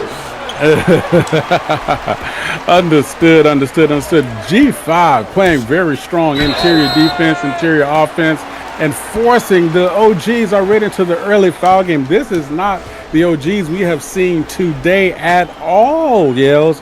Like you say, they are off balance. And even though it was, let's talk about it here, conversation I had back early in the game, it was a 2-point game. But what do we say? We say the OGs do not feel balanced. An unbalanced team, an off-platform team, cannot be successful when the other team is finding a way to meet you at your game. I'm going to get a little art of war in here on you. To meet your opponent on their turf and make it yours, that is one way that you can ensure when they're on your turf that they are completely lost, therefore they have no lane to victory.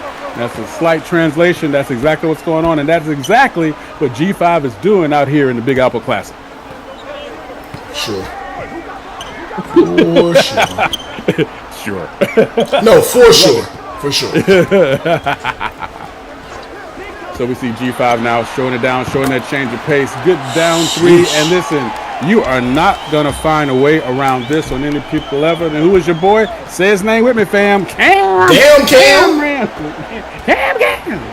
That's exactly what's up. That's exactly what's going on. G5 is very comfortable in their skin, even though at that point they still have a 12-point lead.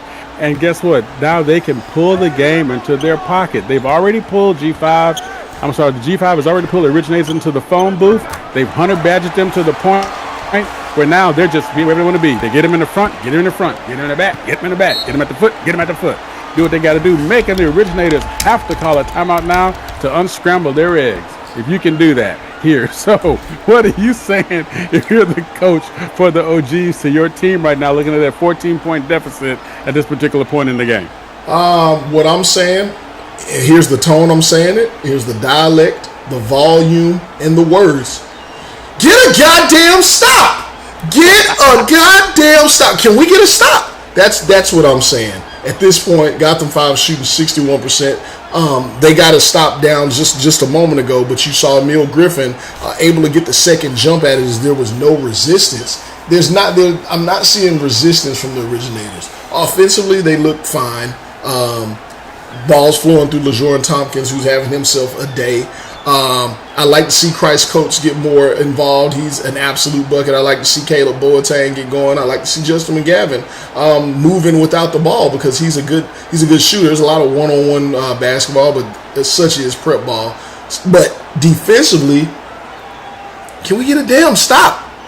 Can we put forth the effort to get a stop? And if we give up the offense on the offensive glass, which they're getting out-rebounded right now, 17-11. If we get out-rebounded, can we at least give a second contest? Get the glass. It's a game of possessions. That's what basketball is. So get some stops. Get on the glass. get us some more opportunities to score. And those opportunities make a difference, but you have to make those opportunities, as Dr. Yales just said. Dr. Yales? Because, absolutely. Look, you got your PhD with that dissertation defense, boo. That's what's up. The idea for the originators, and and again, as you said it, but now, can they afford to do I'm not going to say the slow down game, but they're going to have to make sure that they're shooting early within the clock. They're going to make sure they hit the boards, because guess what? G5 is doing exactly what you just said. They are aggressive on every part of the floor, under the basket, on top of the basket, around the basket, in the basket. Just like that, the spin move, spin cycle, guess what I just made you do? Look at me score because you like it. That's your boy, Aiden Teixeira, I believe. Kai Cash, who's been all cash. Thank you. I got to get my glasses rechecked. That's what's going on this side. Might have a little pigeon poo on them. You know what I'm saying? The pigeons are out. I mean, G5 is literally just, they're getting whatever shot. They're spreading the wealth. Hey, you ready to score? Here's your one-on-one. Get whatever shot you want. They give it to the next man. Next man up. Emil Griffin there on the glass again. I'm just dumbfounded that this smaller team, which, as I said, it doesn't mean everything but the effort there. The G5 playing with a lot of energy, playing with a lot of heart, playing with a lot of athleticism and pace. They are out rebounding this OG's team, and that's the embarrassment right there. It is just what it is, and like I told you, that's the difference between. Oh my goodness! There you go. That's how you make a point. That's how you get it done. To put in by who's that man again? Jackson. But you got to do that same thing on the other end, Maestro. Yes, you can't bring the energy on one side on offense and then not get a stop on the second end. We see Emil Griffin just barreling through defenders, just running straight through Takadrian Walker, who's 6'10", 225. Gave him a shoulder, said, "Get up off me. I'm bigger and stronger." Like, where's that aggression on the defensive end? And you know what? If you don't have that aggression on the defense, guess what? It's not going to pay off on the offensive side, because you're always going to be late. You have to bring the footwork, have to bring the attitude, and also have to bring the willingness. And oh, by the way, if you're not going to put anybody on that guy, get on the bus, because he is going to take those shots and make it pay all night long. Yeah, my notes are correct. I think G5 is shooting 63% in the game, and it has not been all dunks at all. No. They're doing everything. They're doing it inside. They're doing it outside. They're taking bigs. Look at Emil Griffin. Working. What do you do? Take the shot. And it was good. Though. He was there. It was a great move. And guess what? He was there for the rebound. Just in case his defender was off platform, he was going to be able to do what? Get that ball and get it away from him. It means you got to pay attention at every single moment. You cannot relax, and especially right now, because look at where we're getting at with the score.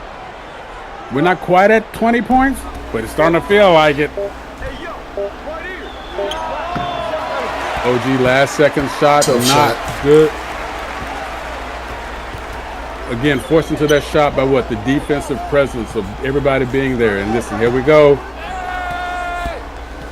There's a stop. Yep, there's a stop with a. You know what? I will give them credit for that stop, because OGs didn't do their typical thing of seeing three jerseys coming down there to the rim to get the rebound, and the person who shot the ball did not follow up. So yes, we're going to count that as a stop. Good defensive play. And oh, look at that. Who is that? There he is, Jackson Lewis. Again, because what? He is showing, if y'all not going to do it, then I'm going to do it. And we get a timeout here by Gotham 5. Gotham 5 feeling the need to reset themselves. They do not want to give the originators an opportunity to get settled in and push this run up and start getting the game a little bit closer. Smart move. Give yourself a team to regroup, and regrip where they are here on the floor as we see it here. And we know we got the tournament coming up next week. But before we talk about that, we'll catch you on the other side here at the Big Apple Classic. Do you have the mind of a coach?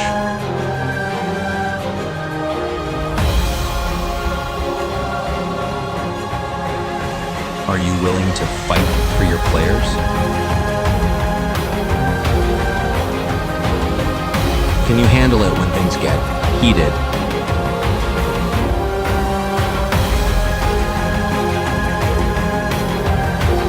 Can you manage your star player's ego? Can you handle the stress? Can you become a legend?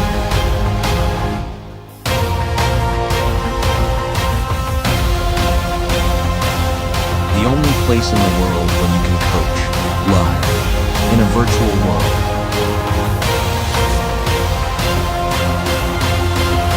SimWorld Sports.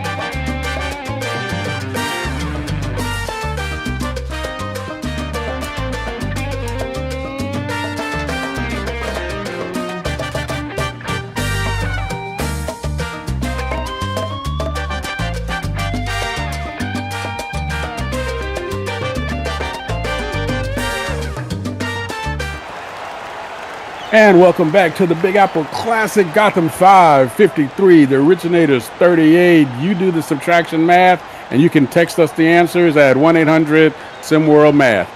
Here we go. Here we get into the last of the third quarter. Get here to the last of the third quarter. Gotham 5 starting to feel like they have a really good grip on where this game is, keeping the Originators off balance the entire day, Yells. Keeping them a little bit, I won't say confused, but let's say uncomfortable. And it looks like they want that to continue that, because if they do, everything is going to work in their favor, Yells, as we move forward.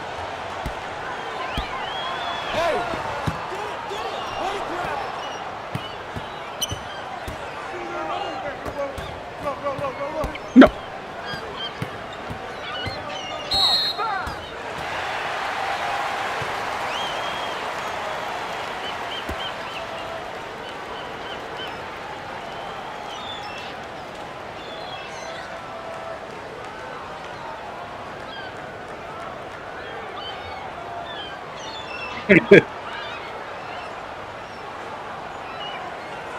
Mm-hmm.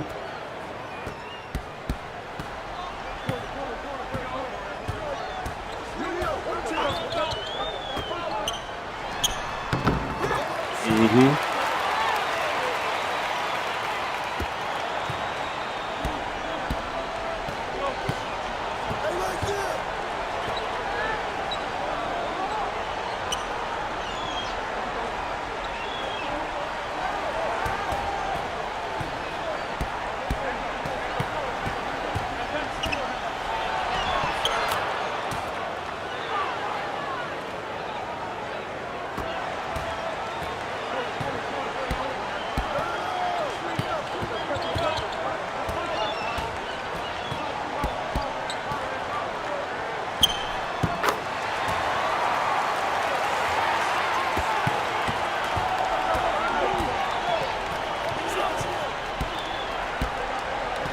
Yeah, and they definitely have to bring it in the fourth quarter and like you said, it's not out of reach, but it's going to be a comeback that we're going to be talking about for a while because right now there's LT3 there, little contestation, late rotation on the defense, but just in time as we get to the third quarter.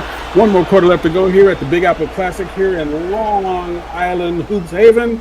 We'll be right back. You're a man of style. Yes, I am. Children drive Hummers. You're not a child. You're a big boy. Introducing Big Boy Tricycles by Carl Anthony Towns. When I was a kid, I never got a tricycle. Now that I'm an adult, I created my own line. Harness the power of threes. Style, elegance, and youth. Big Boy Tricycles by Carl Anthony Towns. I'm an adult on a baller tricycle.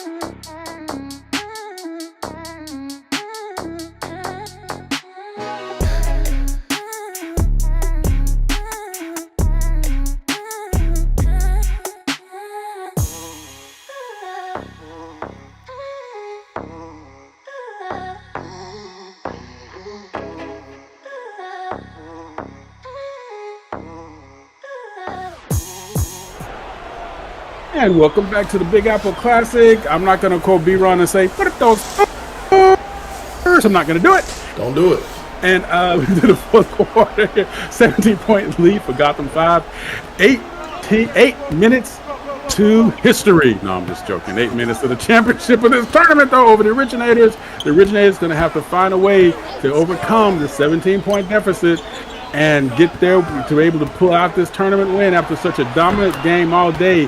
They're being quite handled. They're getting dominated right now. Yes. Yes, they are. And G5, the clock plays in their favor. To the half-court game, able to change the pace, doing what they were doing. Look at that move to the rim with the finish by, who is that? Mazichang. I just like saying that man's name. I'm sorry. That's just what it is. Neil Caffrey's best friend. That's right. If you know, you know. Look, LT3 trying to make it happen single-handedly with the foul. Big finish. Wish we would have. I know he's hoping we would have seen more of that sooner. Yes. Again, Originators have been off balance all day. Gotham 5 give them mad credit, as it were, being able to keep the Originators off balance and out of sorts. Again, that's the difference between fighting a honey badger or a cobra. Honey badgers everywhere, making sure you can't find them, and that's exactly what G5 is doing right now. And not seeing any pressure from the Originators yet. I think they feel comfortable where they are. Like you say, it's not over. It's not completely out of reach, obviously. But if G5 is able to work the clock as they're able to do. Just look at it. Every possession is their friend. And if they're not going to take the shot until under 10 seconds left to go in the shot clock or less, that's just going to eat away at the opportunities that the Originators will have to get back in this game. But if they're not going to backside help, they're going to pay for that all day. Who was that? Mazicheng. I know I should say it different. I know I'm annoying everybody right now. It's okay. You're only live with it. Good finish by Caleb Boateng, a name we've not said much today. Which is wild. He was one of their better players last season. Kept them in a lot of really big games.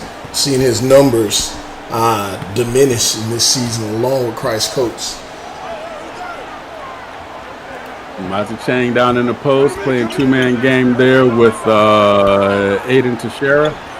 Mazicheng with the move inside and the good hustle. Stay with it. Good hustle to stay with it. Look at that on the glass again. Did it again. Get your points there. Get your points there, young man. It's okay. You earned a lot of points there. Good hustle all the way through. Rushing in, being outnumbered 3-1. The mighty 300. Change your name to Leonidas in a minute. Oh, and there is. Guess who that is? There he is. Hair Canada. McGavin. Hair Canada. The Canadian Mountains coming to the rescue. 11-point lead. Have the lead down to. The game is now down to 11 points. But I got them. Still feel very comfortable with where they are. They have got to get on the glass. That's a great block there by Christ Coates. Great defense there as well. That's a good pass inside. You got to be ready to. Couldn't quite handle it. Just a couple more stops and finishes. This is a game once again, Maestro. And that's where it turns into the whole 2-3-2 move, where I get scores on two possessions. I get stops on two possessions out of every three, and make that work for me. Guess what? Another back block. In the game. Look at that. The defense has shown up here in the fourth quarter. They must have got off the Uber late. And now, deep three. Look at where we're at. 8-point game.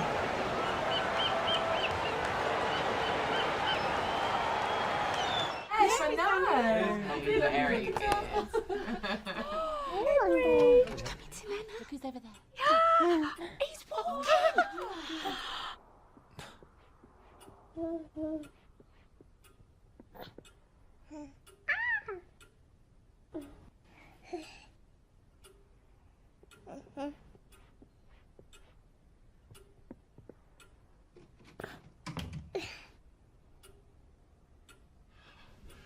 So, what have I missed?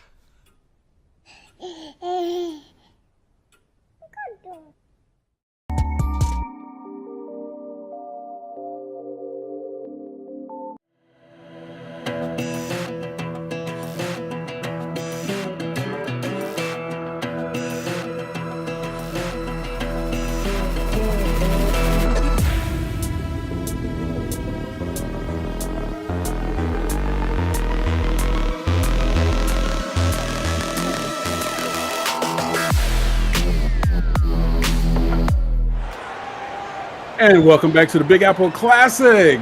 Gotham 5, 61 Originators got back into the game now. 53 8-point game.